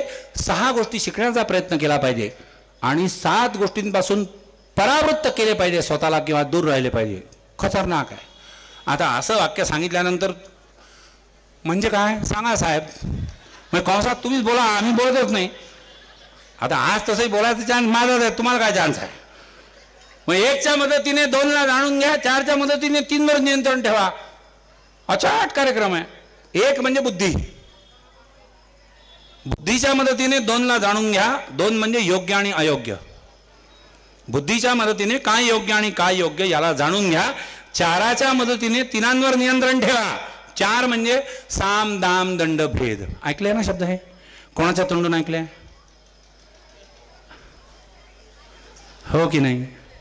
बरोबर आहे की नाही? वाचलाय की नाही त्यांनी महाभारत? मग त्यांनी वाचलाय, त्यांनी वाचलाय. साम दाम दंडभेद या 4च्या मदतीने 3वर नियंत्रण ठेवा. म्हणजे 3 कोण? मित्र, शत्रू आणि परका. तिघांवरही नियंत्रण ठेवा. मित्रावरही ठेवा, शत्रूवरही ठेवा, परक्यावरही ठेवा. 4च्या मदतीने 3वर नियंत्रण ठेवा. 5वर विजय मिळवा. 5 म्हणजे आपली इंद्रिय, कर्मेंद्रिय, ज्ञानेंद्रिय नाही, कर्मेंद्रिय. म्हणजे तू काय बोलशील, थोबडशील कोणाला, अरे तुझे हातपाय कुठे चालतात, याच्यावर 5वर नियंत्रण ठेवा किंवा 5वर विजय मिळवा. 6 गोष्टी शिकण्याचा प्रयत्न करा. ज्ञान मिळवण्याचा प्रयत्न करा. ज्ञान, कौशल्य, युद्धनीती, मुत्सद्दीपणा, निगोसिएशन स्किल, आजच्या भाषेत बोलतोय, आणि इंटरनॅशनल रिलेशन किंवा परराष्ट्रीय संबंध. या 6 गोष्टी शिकण्याचा प्रयत्न करा. आणि 7 गोष्टींच्या कह्यात कधीही जाऊ नका. या 7 गोष्टी जर मी आत्ता सांगणं चालू केलं तर एकेका शब्दापर्यंत 10-10, 15-15% पॉप्युलेशन गायब होते माझ्यासमोरची, माझ्यासहित. कठोर शिक्षा करू नका कोणाला. कितीही संताप आला तरी स्वतःच्या पोराला थोबडा व्हायचा नाही. काहीतरी झालं, काहीतरी त्या पोरांनी चूक केली. बऱ्याच वेळेला पोरांनी चूक पण नसते केली हो सर, नवरा बायकोच झालं असतं काहीतरी, ते पोट्ट हातात सापडते, जे थोबडून काढते त्याला. कठोर शिक्षा, गेले 15% गायब. कठोर वाणी, शिवाय देऊन बोलू नका कोणाला, गेले 15% लोक. संपत्तीचा अपहार आणि संपत्तीची उधळण, म्हणजे अयाशी संपत्तीची आणि वाईट मार्गाने संपत्ती कमवणं, गेलं पूर्ण मंत्रिमंडळ. कुठलं बोललो नाही. हा, हे किती गेले बापरे. संपत्तीचा अपहार आणि संपत्तीची उधळण, गेले लोक फरार. शिकार, नशीब याला बंदी आणली कायद्याने तर आता शिकारी करत नाही लोक. फिर कभी मन में ये भी आता है कि वन्य प्राणी संरक्षण कायदा करून यार प्राण्यांच्या शिकारीवर बंदी घालता आली, माणसांच्या शिकारी थांबल्यात. येस ना, की तिकडच्या शिकारी बंद केल्या आणि शिकारीचा शौक जो कुठेतरी जीन्समध्ये आहे तो पूर्ण करायचा म्हणून मग आपण माणसांच्या शिकारी करण्याच्या मागे लागलो आहे. आपण म्हणजे काही विशिष्ट लोक. उरलेले 3 शब्द, द्यूत, जुआ, बाप रे, चौकावर नाक्यावर झालो. लोकल क्राईम ब्रँचला तेवढंच काम आहे. नवीन कोणताही प्रोबेशनरी पोलीस ऑफिसर आला की तो धाड टाकतो. 2 मोटरसायकली, 3 मोबाईल आणि काही विशिष्ट रक्कम त्यांनी जप्त केली आहे. आणि ही घटना दर 4 महिन्यांनी होते. इतकं वेल प्लॅन्ड आणि वेल मॅनेज्ड आहे जुव्याचं नाटक. जुवा, उरलेला शब्द काढला की बाकी सगळे गायब होतात. मद्य, शुद्ध भाषेत बोलतोय, दारू, या 7 गोष्टींचा कह्यात कधीही जायला नको. इतकं विदुरांनी लंब भाषण दिलं धृतराष्ट्राला. त्यांनी ऐकून घेतलं, मतप्रिय बंधो सांग तू बरे काय. कंसात फरक काहीच पडला नाही, काहीच फरक पडला नाही. शेवटी कृष्ण महाराज गेले शिष्टाई करायला आणि त्यांना सांगितलं की अरे बाबा थांबा, तुम्हाला कळतंय का, वंश विच्छेद होईल तुमचा, मी बोलतोय म्हणून तरी ऐका. काही कोणी ऐकायला तयार नाही. कृष्णाचं सुद्धा ऐकायला तयार नाही. दुर्योधन इतका पिसाटलेला की तोही काही ऐकायला तयार नाही. धृतराष्ट्र डोळ्यावर पट्टी बांधून नाही बसलेला, तो जन्मजात अंध आहे. आणि नवरा आंधळा असेल तर निदान बायकोनी तरी डोळसपणे आणि नेटाने संसार करावा. हा मेसेज महाभारताने का दिला नाही मला नाही कळलं. तिने तिच्या हाताने डोळ्यावर पट्टी बांधून घेतली. बॅड पेरेंटिंगचं पहिलं एक्झाम्पल इंडियन मॉडेलमध्ये जन्माला आलं. दुर्योधनाने जे जे केलं ते धृतराष्ट्र पाहू शकत नव्हता आणि गांधारीला दिसत नव्हतं. आणि जेव्हा हे कळलं की असं होत आहे तेव्हा ॲज युज्युअल उशीर झाला होता. वेळीच 2 कन्फर्टीत मारल्या असत्या तर हे पूर्ण टळलं असतं, पण हे टळणार नसतं. जे डेस्टिनीमध्ये होणार असतं ते होणार असतं. कृष्ण शिष्टाई पण कामाला आली नाही. युद्ध होणार हे ठरलं. दोन्ही बाजूनी लोक जे आहेत ते जमाजमा सुरू झाली. गडीवाटा सुरू झालं. मग सगळ्यात महत्वाचा गडी कोण? नॅचरली कृष्ण. कृष्ण आपल्या बाजूने आला पाहिजे. अर्जुन निघाला. पांडवांची मिटिंग झाली आणि त्यांनी सांगितलं पहिले तू कृष्णाला पकड, आता कृष्ण आपल्या बाजूने यायला पाहिजे. तो निघाला. दुर्योधनाचे गुप्तहेर जे आहे त्यांनाही बातमी मिळाली. त्यांनी त्याच्या तबेल्यातले अत्यंत वेगवान घोडे जे कोणते असतील ते धरले आणि तो अर्जुनाच्या आधी पोचला. तो तिथे पोचला. कृष्ण झोपलेला होता. सात्यकीने निरोप दिला की तो झोपलेला आहे. हा गेला. त्याच्या उशालगत एक काहीतरी आसन ठेवलेलं होतं. दुर्योधन तिथे बसला. अर्जुन नंतर आला. अर्जुन त्याच्या कुवतीनुसार श्रीकृष्णाच्या पायाजवळ बसला. थोड्या वेळाने कृष्णाला जाग आली. त्यांनी डोळे उघडले. पायाजवळ बसलेला माणूसच पहिले दिसतो ना, तसा तो त्याला पहिले दिसला. दुर्योधनाने कंडिशन टाकली, मी पहिले आलो आहे, तू न्यायबुद्धीने वाग. पहिला हक्क माझा आहे, पहिला चॉईस माझा आहे, मला काय पाहिजे हे महत्वाचं. तो म्हणला तू पहिले आला आहेस आणि तो मला पहिले दिसला आहे, त्याच्यामुळे दोघांचाही सारखाच हक्क आहे आणि तो तुझ्यापेक्षा लहान आहे म्हणून पहिले काय मागायचं हा चॉईस अर्जुनाचा. आणि दोघांनाही निम्म निम्म मिळेल कसं ते मी सांगतो. एक, माझं पूर्ण सैन्य जे आहे हे एका बाजूनी आणि शस्त्रही हातात न धरणारा मी निशस्त्र हा दुसऱ्या बाजूने. तुम्हाला निवड करायची, हे मागा नाही तर ते मागा.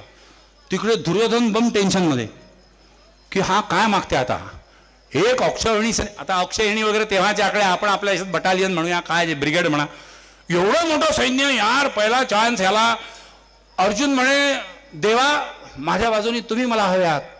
दुर्योधन खुश. दुर्योधन हसला ते बघून कृष्ण हसला. कृष्ण का हसला हे दुर्योधनालाही कळलं नसेल, हे अर्जुनालाही कळलं नसेल. एक HR एक्सपर्ट इम्पॉर्टंट की 1000 वर्कर्स या प्रश्नाचं ते पहिलं उत्तर इंडियन मायथॉलॉजी किंवा प्रॅक्टिकल लाईफ मधलं. एक मानव संसाधन विकास वाला अगर तुम्हारे पास हो तो 1000 वर्कर को सुधारना या 1000 वर्कर को बनाना ये काफी आसान बात. ये सिर्फ पहला HR एक्सपर्ट जो था भगवान श्री कृष्ण वो जानता था. दुर्योधन खुश होऊन तिथून गेला. पुढच्या फिल्डिंगा लागल्या. प्रचंड पॉलिटिक्स झालेलं आहे, प्रचंड पॉलिटिक्स. शल्यराज निघाले. शल्य म्हणजे ते नकुल सहदेवाचे मामा, म्हणजे माद्रीचा भाऊ, म्हणजे पांडवांचे ओव्हरऑल मामा. तो यायला निघाला. त्याच्या रस्त्यात, त्याच्या हस्तिनापूर इंद्रप्रस्थाला यायच्या रस्त्यामध्ये ठिकठिकाणी त्याच्या खाण्यापिण्याच्या आणि मनोरंजनाच्या सोयी करून ठेवल्या. तो शल्य इतका खुश झाला. त्याचंही सैन्य 1 अक्षयणी म्हणजे 1 ब्रिगेड. तो इतका खुश झाला की यार मी नुसतं यायला निघालो तर हे रस्त्यात इतकं कसं काय कोणी सोय करून ठेवली माझी. तर त्यांनी त्या लोकांना बोलवलं की काय तुमचे कोण आहे युवराज, त्यांनी इतकी चांगली सोय केली. ते अधिकारी कोण आहे तुमचे बोलावर, त्यांना बक्षीस द्यायचं आहे की आमच्या खाण्यापिण्याची मनोरंजनाची इतकी सुंदर सोय करून ठेवली. ते आले अधिकारी, याल घेऊन गेले. चला युवराजांकडे. युवराज कोण? दुर्योधन. म्हणजे दुर्योधनाला पॉलिटिक्स येत होतं.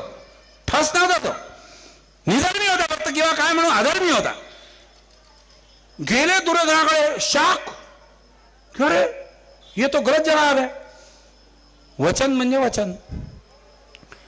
दुर्योधनाने सांगितलं की हे जे मी केलं, तू काही बक्षीस देणार होता तर बक्षीस मागतो मी, की युद्धामध्ये तू माझ्या बाजून लढा. शल्यानी वचन आधी दिलेलं होतं की तू म्हणशील ते देईन. त्यांनी दिलं. म्हणजे ठीक आहे, आता झालं सगळं, माझं सैन्य मी तुझ्याच बाजूने आहे, पण आता भेटून देऊ दे भाचे लोकांना माया. अशा प्रसंगातही कसं प्रसंगावधान ठेवता येतं आणि जे झालं त्याच्यात योग्य ते फेरबदल कसे करता येतात हे महाभारताशिवाय दुसरीकडून कुठूनच शिकायला मिळू शकत नाही. शल्य गेला पांडवांना भेटायला. त्यांनी बम सावध, मामा मामा या तुम्ही किती ग्रेट, तुमचं सैन्य किती ग्रेट, तुम्ही आमच्या बाजूने आले की विजय आमचा पक्का आहे, थोड्यावर थांबा. भाच्यांनो गडबड झाली. काय गडबड झाली? मी पहिले दुर्योधनाला वचन दिलं की मी माझं सैन्य त्याच्या बाजूने लढणार आहे. असं झालं, मला माहीतच नाही काय वचन दिलं, विषय संपला. अरे यार, पांडव असे हतबुद्ध. कोपऱ्यात उभे साहेब, युधिष्ठिर तिकडून बाजूले खोपच्यात. तिकडे जाऊन त्याला पडवली पट्टी. पट्टी एवढीच पडवली फक्त की मामा तू वचन दिलं, वचन पाळणं हे तुझं कर्तव्य. आपण सगळे नीतिमत्तावाले, तू कौरवांच्या देशात जा, फक्त आम्ही तुला रिक्वेस्ट करतो एक आमचा मामा म्हणून, तू तिकडे गेला की कर्णाचा सारथी हो. कर्णाचा सारथी हो आणि कर्णाला फक्त रोज तेवढंच काम करायचं. तू कसा बोगस आहे, डिमोटिवेशन. कारण अर्जुनाला हरवू शकेल तर फक्त कर्ण हरवू शकेल, आणि कर्णाला डिमोटिवेट जर करेल हा, और तो सारथी आहे ना त्याचा. अरे यार बहुत अनइवन मैच है यार, ये बहुत अनइवन मैच है. पहिले 50 ओव्हर पाटा विकेटच्या मायाला बम बम धुनका धुनकी केली आणि बम 450 रन काढले तुम्ही, आणि त्याच्यानंतर बम 1 घंटा पाऊस पडला आणि मग आता तुमची बॉलिंग. तशी मॅच करून ठेवली कृष्णाने. किंवा कर्ण जो सगळ्यात महत्वाचा माणूस तिकडचा, त्याचा सारथी म्हणजे शल्य, आणि शल्याला काम एवढं दिलं की तू फक्त त्याला फक्त रोज की नाही जमत नाही गड्या अर्जुन, तुला माहित नाही लय डेंजर आपल्या भाषेत. दुपारी घरी बसलो होतो मी टॉपिक एखादा प्रिपेअर करतो तर मी त्या मूडमध्ये असतो. मी घरी बसलो तर जेवताना दुपारी माझी बायको मला म्हणली की यार तू आज कसा काय कार्यक्रम घेतला, भारत बांगलादेश मॅच आहे आज, प्रगट दिन आहे तर ते भंडारे असतील. मी जेवता जेवता शांतपणे तिच्याकडे पाहिलं आणि तिला म्हटलं मतप्रिये तू शल्याचे कार्य का हाती घेतले आहेस. अरे मोटिवेट नहीं कर सकते, कम से कम डिमोटिवेट तो मत करो यार, कमाल आहे. तर असे ते शल्य महाराज म्हणजे होते तिकडून पण तसे इकडून, आणि हे पॉलिटिक्स करत करत करत सगळ्या सेना तयार झाल्या. इकडे 11 अक्षौहिणी कौरवांकडे, इकडे नॅचरली 7च अक्षौहिणी. यांचे सेनापती ते मगासचे धृष्टद्युम्न, तिकडचे सेनापती भीष्म, अजून एक गड्डा. कृष्ण शिष्टाई करून परत येता येता जेव्हा लक्षात आलं की युद्ध होणार आहे, रथात बसला कृष्ण. दुर्योधनाने त्याला अटक करायचा कट केला होता. ते सगळं मोडकळील काढून तो निघाला वापस यायला पांडवांकडे. रस्त्यात त्याला तो भेटायला आला कर्ण. त्याला खून केली. बैस गाडीत, गाडीत म्हणजे रथात बैस. थोडं अंतर नेलं त्याला इथून फाट्यापर्यंत. रस्त्यात त्याला सांगून दिलं की तू पांडव आहे. केला पंक्चर. म्हणजे कर्णाला पंक्चर करून ठेवलं की तू पांडव आहे, पांडवांची काय लढू राहा, तू इकडे येणार बा, पूर्ण राज्य तुला देतो ना, मुख्यमंत्री तू थोडक्यात पूर्ण राज्य तुला देतो, तू इकडून ये. आणि कर्ण होता. त्याने म्हटलं की मी माझा हृदय दुर्योधनाला दिलेला आहे. हे लफडे खूप होते महाभारतात. वचन शब्दान प्रतिज्ञा. तर मी नाही येणार तसं. ठीक आहे येऊ नको. तुला टाकून तर दिलं डोक्यात तुया की तू पांडव आहे. हा आणि तुझा सारथी बनवतो कोणाला? शल्याला. ओ आता पुढची गोष्ट की भीष्म इकडून सेनापती. भीष्मन कर्ण यांची इतकी वादावादी दरवेळेला होत गेली की भीष्म जर सेनापती असेल तर मी तोपर्यंत लढणार नाही. कर्णाला वाटत होतं की मी सेनापती व्हायला पाहिजे दुर्योधनाचा. आणि त्याला केलं नाही. भीष्म सेनापती. कर्णाने डिक्लेअर करून टाकलं जोपर्यंत भीष्म सेनापती आहे मी हातात शस्त्र नाही घेणार, मी बसून राहीन. एखादी टीम अशी जर असली की रोहित शर्मा खेळतो तोपर्यंत विराट कोहली म्हणन की मी येतच नाही आता बॅटिंगला, झाली ना टीम बरबाद. 18 दिवस युद्ध चाललं. अरे 10 दिवस भीष्म सेनापती होता. 18 पैकी 10 दिवस भीष्म सेनापती होता. म्हणजे कर्ण पॅव्हिलियन मध्ये बसलेला होता. काय चाललंय, कसे वचन, कशा प्रतिज्ञा, कसं चाललंय. T20 ओव्हरच्या भाषेत बोलायला झालं तर 20 पैकी 11 ओव्हर भीष्मानीच खाल्ले. रन रेट गेला बोंबलत, सगळं गेलं बोंबलत.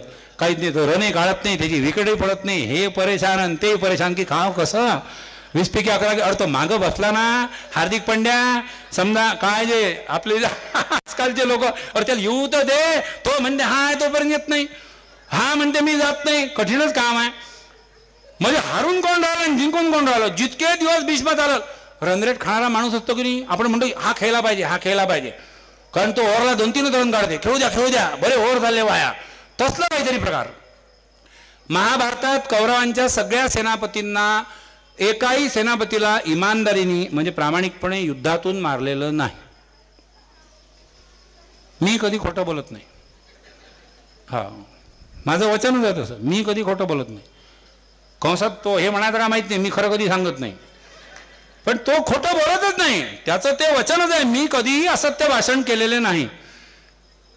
राजकारण जर चालू आहे, युद्ध जर चालू आहे, तर ते का मी बोलतो आहे याच्या मागची फिलॉसॉफी फक्त मला माहीत आहे. आणि इतक्या वेळेला भीष्माला मारलं कसं तुम्हाला माहिती आहे. शिखंडीला समोर टाकलं, शिखंडीशी तो लढणार नाही.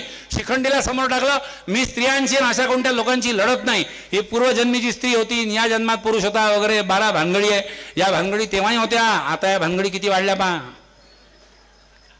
LGBTQR काळात एक लेटर. अरे खतरनाक काम आहे ना. तो शिखंडी समोर टाकून मागे अर्जुन, भीष्म पितामह खलास. आणि भीष्म पितामह खलास कसे? भीष्माच्या छावणीत जाऊन त्याला युधिष्ठिराने भेटायला गेले युद्धाच्या आधी की भीष्म पितामह तुम्ही आम्हास वडिलांसमान, लस तुम्ही ग्रेट, उद्यापासून युद्ध सुरू राहिलं, आशीर्वाद द्या. म्हणजे कंसात आम्ही मारणार तुम्हालाच आहे, तुमचे आशीर्वाद तर पाहिजे की नाही. हे लोक जोपर्यंत भीष्माचे आशीर्वाद घेत आहेत तोपर्यंत कृष्ण जो आहे हा कर्णाला बाजूला काढतो. की खरं माझ्या लक्षात आलं असं, म्हणजे माझ्या कानावर आलं असं की भीष्म जोपर्यंत सेनापती आहे तू लढणार नाही आहे, तोपर्यंत तिकडून काय पॉलिटिक्स आहे, तोपर्यंत पांडवांच्या बाजून लढणं. लोकसभेत तिकीट भेटलं का तुला, तोपर्यंत तिकडे तू विधानसभेत तिकीट भेटलं तू तिकडे राहतो. आमचं काही म्हणणं नाही, बरोबर आहे की नाही. म्हणजे हे लोक जे करू राहिले सध्या भारतामध्ये हे इतकं काही चुकीचं नाही आहे, हे घडून गेलेलं आहे. पण आपण नव्हतो तेव्हा, म्हणजे मी होतो, तुम्ही होते, पण आठवत नाही आपल्याला की आपण तेव्हा होतो. काय माहित आपल्यापैकी कोणीतरी हाय असेल बा, कोणीतरी दुःशासन, कोणीतरी. हाँ एक बात की गारंटी है कि सभी लोगों के रिप्लिका मिल सकते हैं. आपल्यापैकी कोणी कृष्ण नसेल नक्की. अर्जुन तर आपण सगळेच आहे, कर्णही बरेचसे. अर्जुन म्हणजे काय? अर्जुन म्हणजे झालं युद्ध सुरू झालं, लागल्या समोर तिकडे फिल्डिंगा, इकडे समोर फिल्डिंगा, चढले रथावर. सारथी कोणाचे? अर्जुनाचे. सारथी कोण? भगवान श्रीकृष्ण. अरे बाप रे, असा माणूस सारथी, कमाल आहे, खतरनाक काम आहे. फुंकला पांचजन्य म्हणजे शंख फुंकला, झाली युद्धाची सुरुवात. अर्जुन मागून आवाज मारते कृष्णाला, खतरनाक आहे म्हणते. आला त्या डिप्रेशनचा अटॅक. मला लढाई नाही पाहिजे म्हणते, मला विजय नाही पाहिजे, मला राज्य नाही पाहिजे, मी चाललो घरी. आजच्या भाषेत कृष्णाला आधीच माहित होतं असं होते. थांब थांब बाजूले, त्याला कोपऱ्यात घेऊन गेला. कुरुक्षेत्राच्या कोपऱ्यात, कोपऱ्यात म्हणजे ज्योतिसार नावाचं ठिकाण आहे कुरुक्षेत्राच्या मागे. तिथे तिथे पडेल त्याला पट्ट्या. ते पहिलं काउन्सिलिंग इंडियामधलं, ते पहिलं काउन्सिलिंग डिप्रेशनच्या पेशंट करता. तू काय कमवायला आलायस? सर कृष्ण म्हणजे डेंजरसच माणूस आहे. सुरू झालं. शरीराच्या अवस्था किती? अर्जुन सांगला 3. कोणत्या? बालपण, काय ते तारुण्य, वार्धक्य, चूक. 4. कोणता? चौथी कोणती? मृत्यू. मृत्यू ही शरीराची चौथी अवस्था आहे. तुला चिंता करायला काहीच कारण नाही आहे. आणि मृत्यू ही शरीराची अवस्था आहे. आत्मा अमर आहे, आत्मा अविनाशी आहे, आत्मा अमका आहे, आत्मा टमका आहे. तू तेव्हाही होता, आताही आहे. मी तेव्हा होतो, मी आताही आहे. हे पहिल्यांदा घडत नाही आहे, हे सगळं आधी होऊन गेलेलं आहे. तुम्हाला वाटत नाही आहे की हे जे मी बोलतोय हे तुम्ही आधी ऐकलेलं आहे? हा कधीतरी ऐकलेलं असेल ना. हे होऊन गेलेलं सगळं आहे, नवीन काही नाही चालू याच्यात. हे सगळं होऊन गेलेलं आहे. आपण असेच बसलेले होतो सगळे, असे ऐकत होतो तुम्ही सगळे. हे सगळं होऊन गेलेलं आहे. तू काहीतरी मिळवण्याचा प्रयत्न करतोय आणि या उद्देशाने युद्ध करतोय, हे चुकीचं आहे. मग तिथे ते सुप्रसिद्ध दुसरं वाक्य आलं, कर्मण्येवाधिकार असते मा फलेषु कदाचन. आता संस्कृत स्कोरिंग भाषा. कॉन्व्हेंटवाल्या पोट्ट्याला धरलं की ये इकडे, कर्मण्येवाधिकार असते मा फलेषु कदाचन. सांग बरं काय अर्थ आहे? तो म्हणते कर्माचा वाद रस्त्यात बसून करू नका, फळ भेटत नाही. कर्मण्येवाधिकार असते, त्यांनी केलं रस्ते, मा फलेषु कदाचन. आणि तशी संस्कृती हे झालं आहे. हे तर पॉलिटिकल इंटरव्ह्यू मधून पण बघतो आपण. एका राजकारण्यांनी मध्ये चालू केलं होतं ते भगवद्गीतेचं वाटप केलं का, एनडीए किंवा यांच्या लोकांनी भगवद्गीतेचं वाटप केलं तेव्हा एकाने त्याच्यावर फार अपोज केला होता की शाळेच्या मुलांना भगवद्गीतेचं वाटप करून तुम्ही काय करू राहिले? आम्हाला गीता समजते, आम्हाला संस्कृती, यदा यदा अशी धर्मस्य असं म्हटला तो. कधी नाही. ते समोरच्या पत्रकारांमध्ये एक चांगला पत्रकार होता. ही पण जात दुर्मिळ झाली आता, चांगला पत्रकार. त्यांनी लगेच प्रश्न विचारला, सर पुन्हा म्हणा, पुन्हा म्हणा. मग त्यात समजले काहीतरी हुकलं झालं आपलं. मग तो म्हणे तुम्ही नंतर या म्हणे, नंतर भेटा मला, मी पूर्णच ऐकून दाखवतो म्हणे तुम्हाला. तो म्हणे पूर्ण नाही म्हणे, तेवढा श्लोक पूर्ण करा म्हणे फक्त. त्या सगळ्या गदारावरून एकच सिद्ध झालं की भगवद्गीतेचं वाटप करणं योग्य होतं. कारण मोठ्या मोठ्या लोकांना यदा यदा ही धर्मस्य की शी धर्मस्य हे माहीत नाही. तर ही हालत पुढच्या जनरेशनची जर झाली तर खतरनाक काम आहे ना. ते कर्मण्येवाधिकार असते ते सगळं सांगितलं त्याला. समत्वा बुद्धी तुझ्यामध्ये येणं गरजेचं आहे, इथपर्यंत ते आले. अर्जुनाने प्रश्न विचारला, समत्वा बुद्धी म्हणजे काय? कृष्ण हसला. काउन्सिलिंग करताना लक्षात ठेवा, तुमच्यापैकी कोणी काउन्सिलर असेल तर तुम्ही जोपर्यंत बोलताय ते निरर्थक आहे. समोरच्यानी जेव्हा काहीतरी क्वेश्चन टाकला तुम्हाला, याचा अर्थ तुमचं काउन्सिलिंग बरोबर चालू आहे. कारण he is taking the counselling. तो ऐकतोय है ना, तो ऐकतोय म्हणून त्याला प्रश्न पडत आहेत. त्याने तो प्रश्न विचारला, समत्वा बुद्धी म्हणजे काय? कृष्ण हसला, तिथून बेपाठ सुटला. इतका बेपाठ सुटला की पुढच्या 15 मिनिटात त्यांनी बरोबर लाईन आणले, आता माझे सारे भ्रम दूर झाले आहेत बरे श्रीकृष्णा. इथपर्यंत कृष्ण आला. हा प्रसंग खरं म्हणजे असा होता की उद्यापासून 12वीची परीक्षा चालू होते आहे समजा, आणि ते आपलं पोरगं म्हणते ड्रॉप घेतो. काय खतरनाक आहे. अरे उद्यापासून 12वीची परीक्षा तुझी, तू ड्रॉप घेतो, अरे खतरनाक आहे. नाही काय म्हणाला तो कृष्ण? फळाच्या आशेने कर्म करू नका आणि कर्म करून जे फळ मिळेल त्याच्यावर स्वामित्व दाखवू नका. हा त्याग करू शकणं म्हणजे संन्यास घेणं. पोराने जेव्हा डिक्लेअर केलं की मला ड्रॉप घ्यायचा आहे, तेव्हा त्या पोराची नाही आपली अवस्था अर्जुनाची. सिदंती मम गात्राणी मुखमच परिशुष्यते, म्हणजे माझे गात्र ढिले पडलेले आहे आणि माझ्या मुखाला कोरड पडली. कारण कर्म तिथे पोरगं करणार असतं आणि फळाची आशा आपण लावून बसलेलो असतो. आपण लेक्चर झळपतो पोट्ट्याला, काय नाही केलं आम्ही तुझ्याकरता. टिपिकल पेरेंटिंग द शो है ना. कसं समजावायचं हे पण कृष्णाने दाखवलेलं. अर्जुन तयार झाला, आले पुन्हा लाईनवर. युद्ध सुरू झालं, भीष्माला मारलं, 10 दिवस गेले, द्रोणाचार्य आले, म्हणजे द्रोण पर्व सुरू झालं. द्रोणाचार्य हे त्या सगळ्यांचे गुरुजी होते. द्रोणाचार्याच्या वेळेलाच म्हणजे त्या कालखंडातच अभिमन्यूचा चक्रव्यूह वगैरे प्रकरण जे आहे त्याच्यामध्ये त्याचा वध झाला. पांडव तोपर्यंत बऱ्यापैकी विनिंग पोझिशनला आलेले आहेत. अभिमन्यूचा वध ही नॅचरली अत्यंत दुर्दैवी घटना.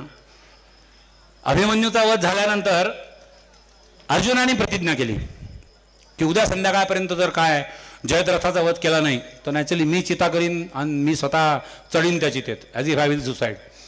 त्याच्या 1 दिवस आधीची गोष्ट. आपण विनिंग पोझिशनला आहोत, याच्यावरून युधिष्ठिर जो आहे त्याला युद्धाची सुरसुरी आली. आता युधिष्ठिराला युद्धाची सुरसुरी येण्याचं कारण नव्हतं वास्तविक पाहता.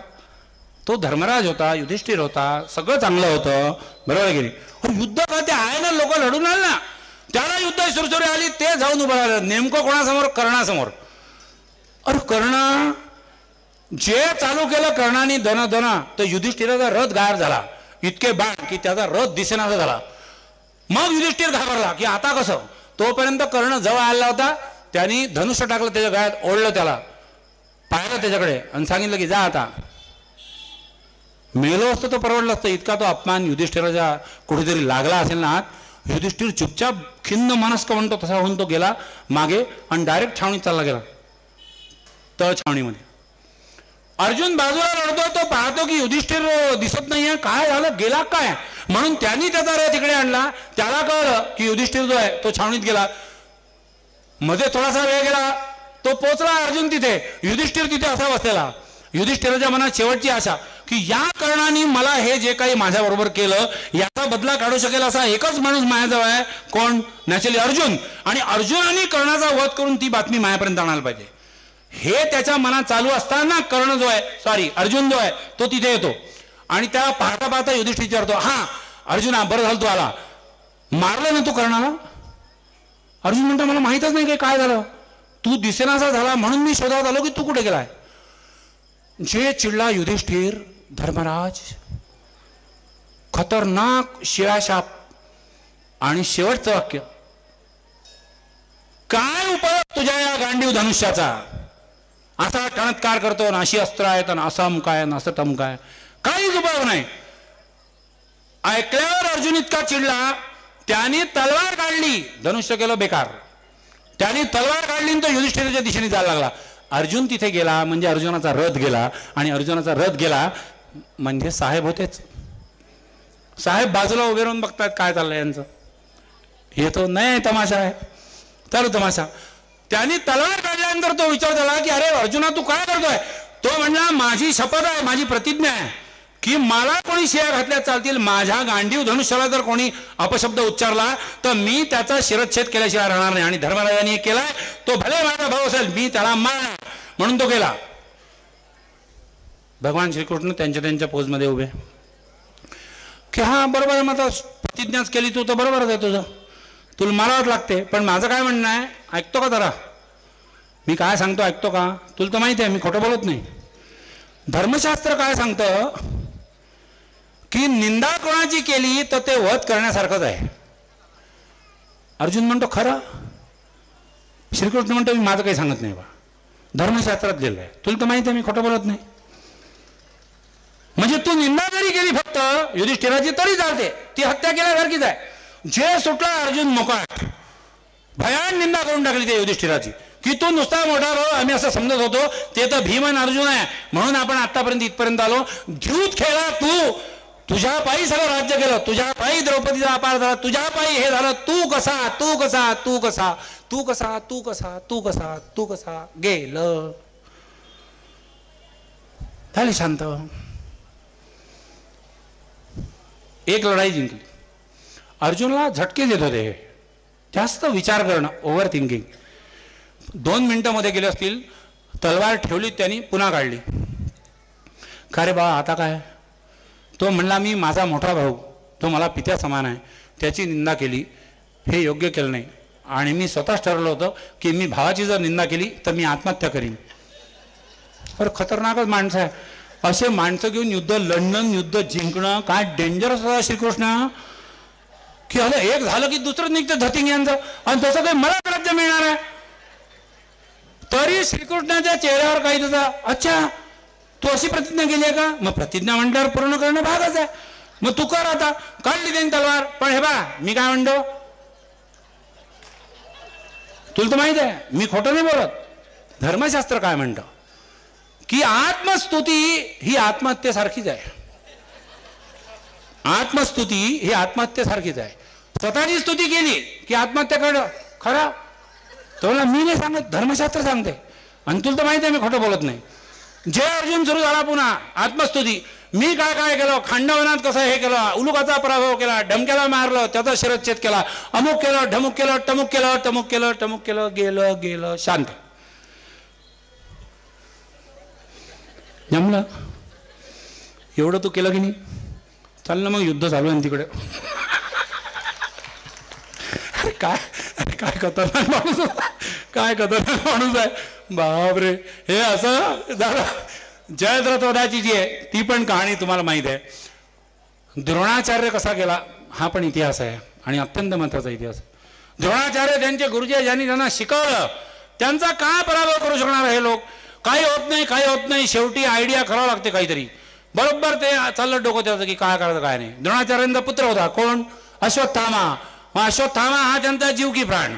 म्हणजे अर्जुनाला जे जे शिकवलं ते ते कंसात त्याची लायकी नसताना त्याला शिकवलं है ना. नेपोटिझमचा सगळ्यात मोठा डिसएडव्हान्टेज घेतलेला माणूस आहे भारतातला अश्वत्थामा. त्याची कॅपॅसिटी नसताना त्याला द्रोणाचार्यांनी सगळ्या गोष्टी शिकवल्या. कारण कोचिंग क्लास त्याचा होता, सगळं त्याला दिलं, मॅनेजमेंट कोटा, ॲडमिशन असं.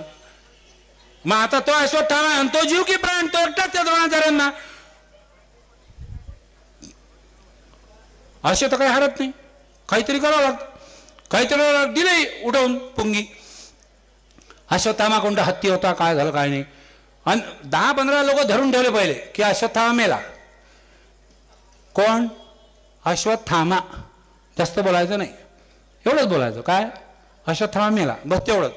जे निघाली अफवा अश्वत्थामा मेला, अश्वत्थामा मेला, अश्वत्थामा मेला. आली ती बातमी. अशा बातम्या फार लवकर फैलतात. आणि ती आली बातमी जिथे द्रोणाचार्य लढतायत प्रचंड कौशल्य दाखवून, त्यांच्यापर्यंत आली. ते तिथेच बसले रथाच्या खाली. त्यांच्या पायातलं त्रास गेलं की अश्वत्थामा गेला. काय लढून फायदा काय? माझं एकुलतं एक पोरं गेलं, काय फायदा आता? तो तरी आशा म्हणून कोणाला विचारतो की का काय झालं? त्याने सांगितलं अश्वत्थामा गेला. तो दुसऱ्या जवळ गेला, का गेला और विचारतो ते. इतके इतके पटवून ठेवलेले लोक की कोण गेला काय गेला तू विचारायची गरज नाही. This was the first fake narrative in India. First fake narrative. कोण गेला? अश्वत्थामा गेला. कोण गेला? अश्वत्थामा गेला. कुठे गेला? तिथे गेला, आताच गेला. तुम्ही बघा का नाही, पण तो म्हणत होता गेला. अश्वत्थामा गेला म्हणतात बा, राज्यघटना बदलणार म्हणतात बा, याच्याकरता 400 बार म्हणतात बा. कुछ लोग इधर के भी सीखे, कुछ लोग उधर के भी सीखे. पूरा कोई नहीं सीखा अभी तक. पूरा कोई नहीं सीखा अभी तक.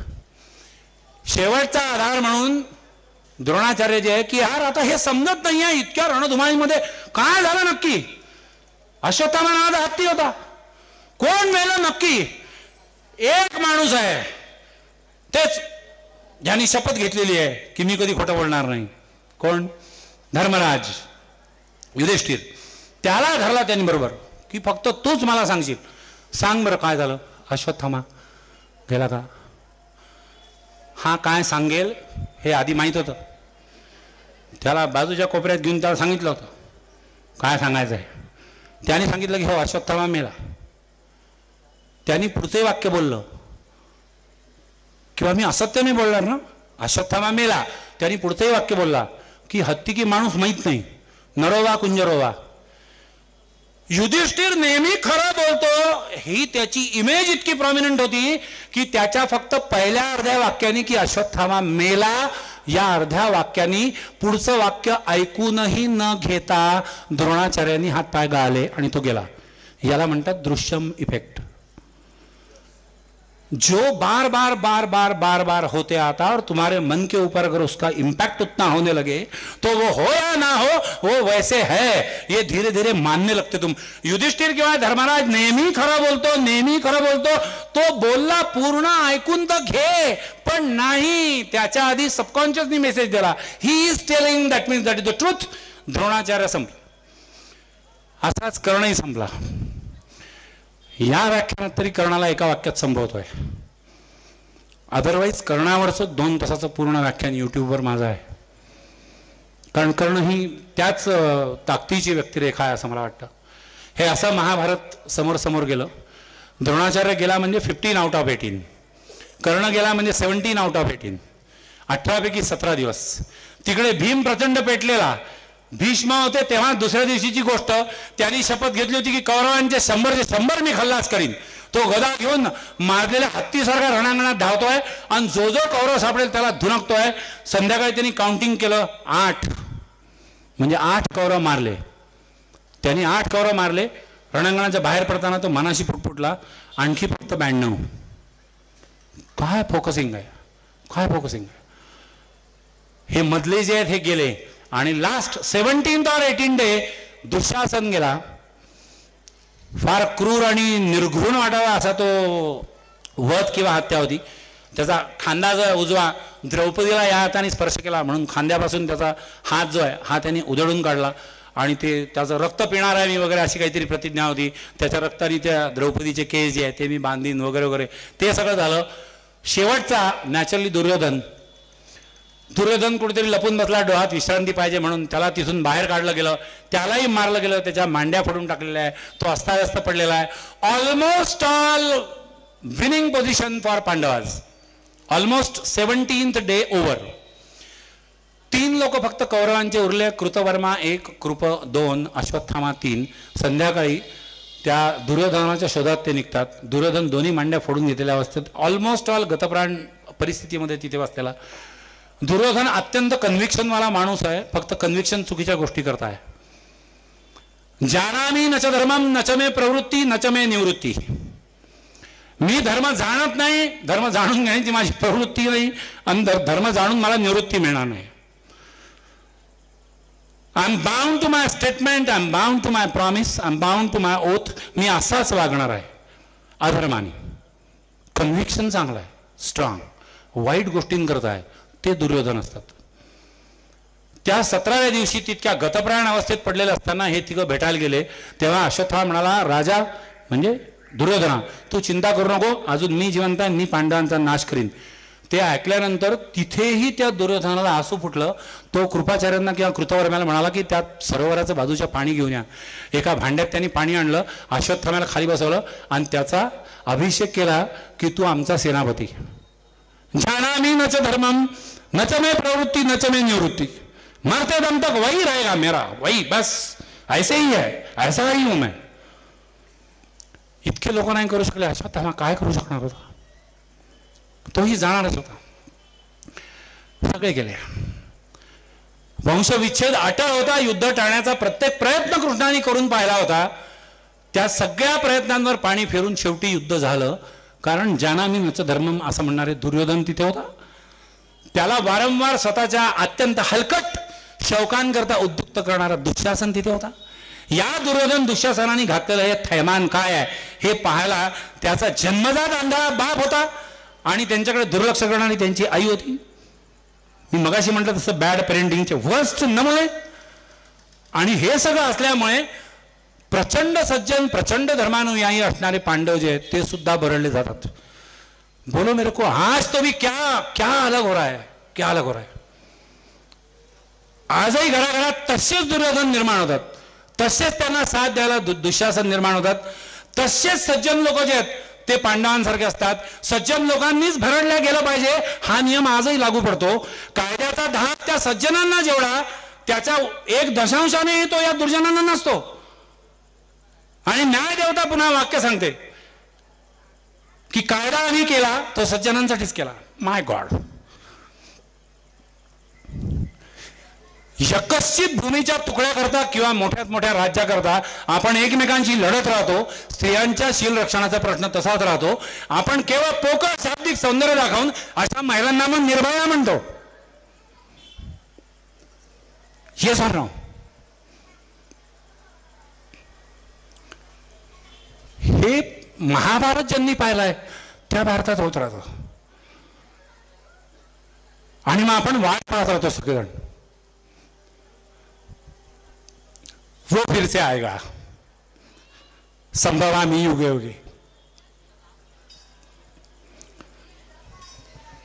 तो कृष्ण, तो कन्हैया, तो कान्हा, तो माखन चोर, तो गोवर्धन गिरिधारी, तो काम पडलं तर रणछोडदास,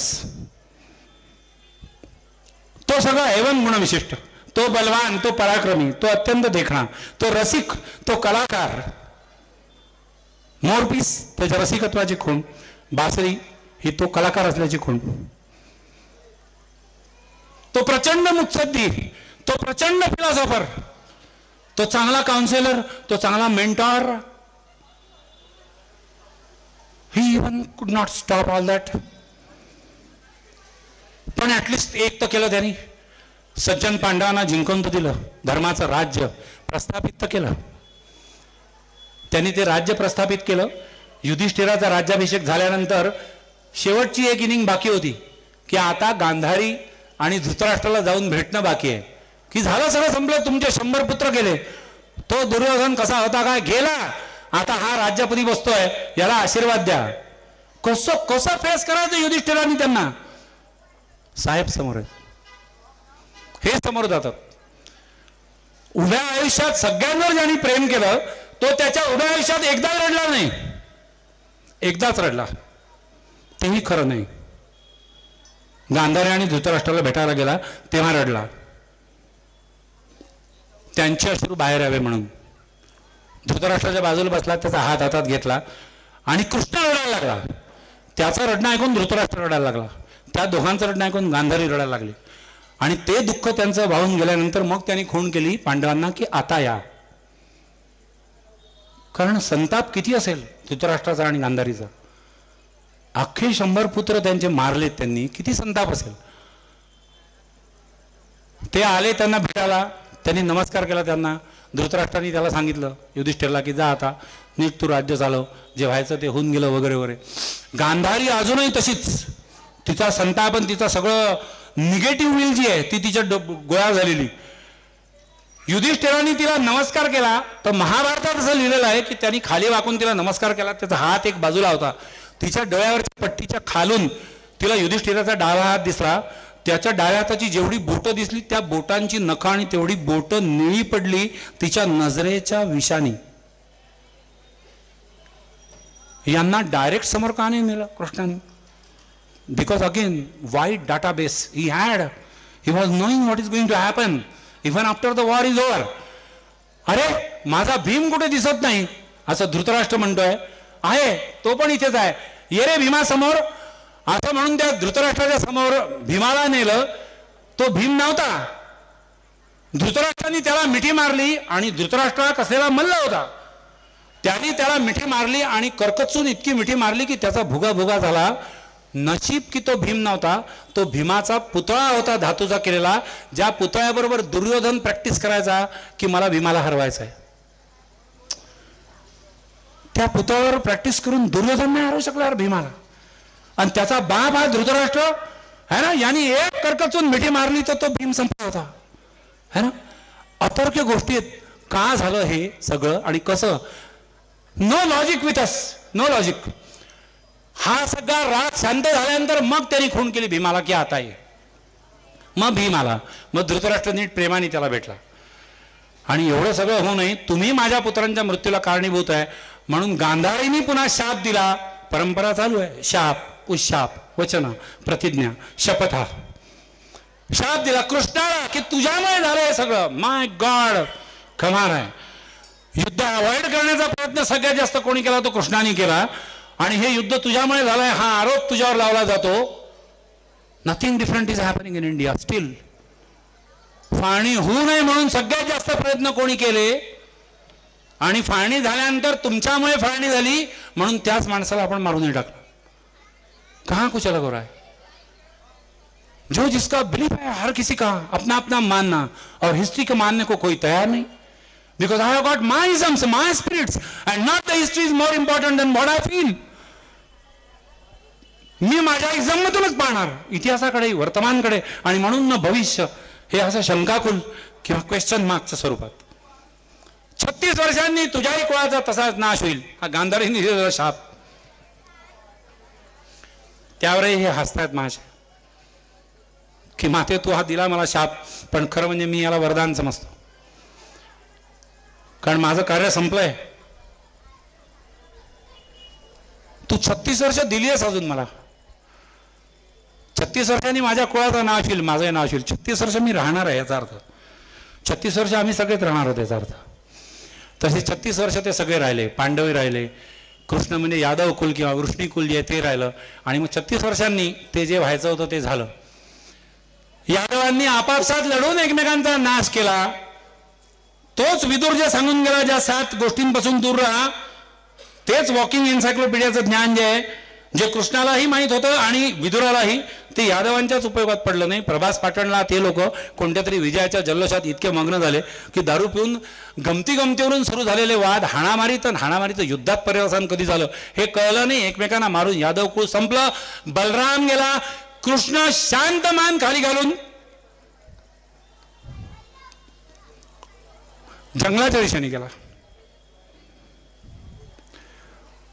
एका झाडाच्या बुंद्यावर तो बसला, एक पाय उभा, त्याच्यावर एक पाय आडवा. त्याचा तळवा जो आहे आडवा ठेवलेला, तो झाडीतून एका व्याधाला म्हणजे शिकारेला दिसला. त्याला ते हरणाचं तोंड वगैरे वाटलं. त्याने बाण चालवला. कृष्णाला पण हा शाप होता की तुझ्या तळव्याला जर बाण लागला तरच तू मरशील, नाही तर नाही म्हणणार. तो तळव्याला बाण लागला, कृष्ण गेला. कृष्णाचा अवतार संपला. कृष्ण नाही गेला, कृष्णाचा अवतार संपला. महाभारताचं युद्ध संपल्यानंतर ज्या रथावरून त्यांनी अर्जुनाचं सारथ्य केलं, त्या रथावरून ते शेवटच्या दिवशी छावणीत परत आले. आणि छावणीत परत आल्यानंतर त्यांनी अर्जुनाला सांगितलं की अर्जुना ताबडतोब उडी मार आणि या रथापासून जितकं शक्य आहे तेवढं दूर जा. अर्जुन लगेच दूर निघून गेला. यांनी ते घोड्यांचे लगाम जे आहे ते फेकून दिले, घोडे मोकळे केले, आणि सगळ्यात शेवटी कृष्ण जो आहे हा उडी मारून खाली उतरला. तो खाली उतरल्यानंतर क्षणार्धात त्या रथाने पेट घेतला आणि तो रथ धाडधाड धाडधाड पेटला. अर्जुन म्हणला का हे, का हा रथ का जळला? कृष्ण म्हणाला होता, ज्या वस्तूंची आपल्या आयुष्यातली उपयोगिता संपते त्या वस्तू नष्ट होणार हे लक्षात ठेव. आणि मग शेवटचं वाक्य तो ॲड करतो की केवळ वस्तूच नाही, हा नियम व्यक्तींसाठी लागू होतो. ईश्वरी अवतार असला तरी मानवाच्याच रूपात जर तेव्हा तो होता तर हा नियम त्याला सुद्धा लागू पडणार होता, आणि म्हणून त्याचाही अवतार संपला. निखळ प्रेम वाटणारा कृष्ण जो आहे तो गेला. लहानपणी लोणी चोरणारा कृष्ण जो आहे, गोपाळ काळा करून गुराख्यांची दशमी किंवा भाकरी जी आहे ती एकत्र कालवून ती खाणारा कृष्ण आहे. सुदाम्याचे पोहे खाणारा कृष्ण आहे. द्रौपदीच्या थाळीवरचं तुळशीचं पान खाणारा कृष्ण आहे. आणि राजप्रसादातले मिष्टान्नाचे भोग घेणाराही कृष्ण आहे. हे तो अशा पद्धतीने खात गेला की ज्याने त्याला खाऊ घातलं तो धन्य झाला. हा कृष्ण गेला. आपल्या मनातले प्रश्न तसेच की आमच्या भोवतालची परिस्थिती अशीच. संभवामी युगे युगे तूच म्हणाला होतास, येशील ना तू? फिर कभी उससे ही बात करेंगे मान ले, सपने में ही पॉसिबल है. तो सांगेल की अरे मी का आलोय समजा आता, तर तुम्ही ओळखणार कसे मला? माझी बासरी तर तिथेच ठेवली होती ना मी तुमच्याजवळ, मोरपीसही तिथेच ठेवलं होतं, माझा मुकुटही तिथेच ठेवला होता. कसं ओळखणार तुम्ही मला? मी आलोही पुन्हा तर ओळखाल कसं? आपण आपला एका सोडत नाही. आपण म्हणतो हां सुदर्शन चक्रावरून ओळखू. तो म्हणतो अरे सुदर्शन चक्र तेव्हा होतं माझ्याजवळ, मी जेव्हा आधीच्या अवतारात आलो होतो की नाही तेव्हा माझ्याजवळ धनुष्य बाण होतं, म्हणजे रामाचा अवतार. आणि माझा जो महाभक्त महाबली होता ना हनुमान, त्याच्याजवळ गदा होती. ही जी आमची त्या वेळेची शस्त्र होती ना, ती या जन्मात बाकीच्यांनी वापरली होते. दुर्योधन भीम गदेने लढले, हो ना. भीष्म, कर्ण, अर्जुन आणि बाकीचे सगळे धनुष्यबाणाने लढले. मी एकटा फक्त सुदर्शन चक्रवाला. पुढच्या वेळी येईन तर थोडीच ना माझ्या हातात सुदर्शन चक्र असेल. आपण हार मानतो की तुला कोणीच नाही जिंकू शकलं यार वादात, आम्ही तरी कसं जिंकायचं. तोच उत्तर देतो. त्याच्यासमोर शरणागती हे एकमेव साधन आपल्याजवळ असतं. आपल्या इगोनी ते परमिट केलं तर आपण शरण जातो. आणि आपला अहंकार अजूनही शरण, मैं मेरा खुद का जो है वो देख लूंगा, हीच आपली भाषा असेल. कृष्ण नाही करणार आपल्याला. कृष्ण नाही, कोणताच अवतार नाही करणार. नास्तिक त्यालाच म्हणतात जो कोणालाच काही मानत नाही. देवाला फक्त मानण्याचा विषय नाही आहे. कोणीतरी आहे माझ्यापेक्षा श्रेष्ठ, काहीतरी आहे माझ्यापेक्षा उत्तम, उदात्त, उन्नत, हे जो मानतो तो आस्तिक. आणि माझ्या पुढे काहीच नाही हे मानणारा तो नास्तिक. नास्तिकांना नाहीच करणार. मग तो सांगतो की अरे अजून काही गोष्टी शिल्लक आहेत तुमच्याकडे, मी आलो तरी. हे सगळं जे झालं माझ्या आयुष्यात महाभारतामध्ये, हे सगळं लिहून ठेवलं गेलं आहे की ते अक्षरवाङ्मयाच्या स्वरूपात तुमच्याजवळ आहे, महाभारताच्या स्वरूपात. आणि त्या ज्योतिसारला अर्जुनाला जी मी सांगितली की नाही, ती भगवद्गीता आहे तुमच्याजवळ, ते आहे तुमच्याजवळ. तोच मिस्किलपणे हसतो आणि विचारतो, वाचता का रे कधी ती गीता, ते महाभारत? खाली मान घालायची आपण, काय करायचं दुसरं? मग तो पुढे सांगतो, हा मी जे अर्जुनाला सांगितलं म्हणून अर्जुनाने जे काही युद्ध करून दाखवलं आणि महाभारताच्या युद्धाचा शेवट जो आहे तो पांडवांच्या बाजूने झाला. मला माहीत आहे तुमच्याही आयुष्यात आणि सध्याच्या तुमच्या किंवा आपल्या भारतवर्षातही असं काही होत आहे. पण मग तुम्ही हा विचार का नाही करत की मी हे जे एवढं सगळं सांगितलं आणि हे तुमच्याजवळ जे आहे गीतेच्या आणि महाभारताच्या स्वरूपात, हे तुम्ही जर थोडं थोडं शिकले तर तुम्ही तो समर्थ एक नाही बनू शकणार. समर्थ एक, सन्मान, मान्य आहे मला की 7 शून्यांच्या मागे लागणारे समर्थ एक तुम्ही नसाल, 5 शून्यांच्या मागे लागणारे समर्थ एक तुम्ही नसाल. मग आपल्याला विचार यस, हाँ यार ये कर सकते हैं, असंच म्हणाला होता अर्जुन. हा माझे भ्रम आता नष्ट झालेत आणि मी युद्धासाठी तयार आहे. मग आपल्यापैकी कोणीतरी कबूल करेल की यस, कोणीतरी उत्साह दाखवेल की हा यार मी 1 शून्याच्या मागे लागू शकतो एक म्हणून, आणि 10 लोकांचं आयुष्य चांगलं होईल माझ्यामुळे. कोणी अजून मोठा असला तो मी 2 शून्याच्या मागे, अजून कोणी असला 3 शून्याच्या मागे. हा आम्ही हे करू. वैयक्तिक पातळीवर, गटाच्या पातळीवर, सामूहिक पातळीवर तरी प्रश्न शिल्लक राहतो. राष्ट्रीय पातळीचं काय, ते कोण करणार आहे? तुझ्याशिवाय नाही पर्याय. येशील ना? तुम्हाला काय वाटतं येईल तो? कोणाजवळ उत्तर नाही आहे, माझ्याजवळ आहे. तोच म्हणाला होता संभवामी युगे युगे. तोच म्हणाला होता जेव्हा जेव्हा अधर्म तेवढा वाढेल आणि धर्माची स्थापना करण्याची वेळ येईल तेव्हा मी येईन. तो कधी येईल आणि कोणत्या रूपात हे मलाही माहित नाही, पण संभवामी युगे युगे हे तो म्हणाला होता, याचा अर्थ तो येईल. शेवटचं वाक्य,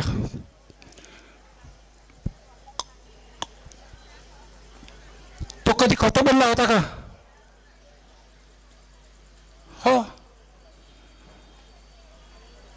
जर याचं उत्तर तुमचं नाही असेल की नाही तो कधीच खोटं नाही बोलला, याचा अर्थ तुम्ही पांडव आहात.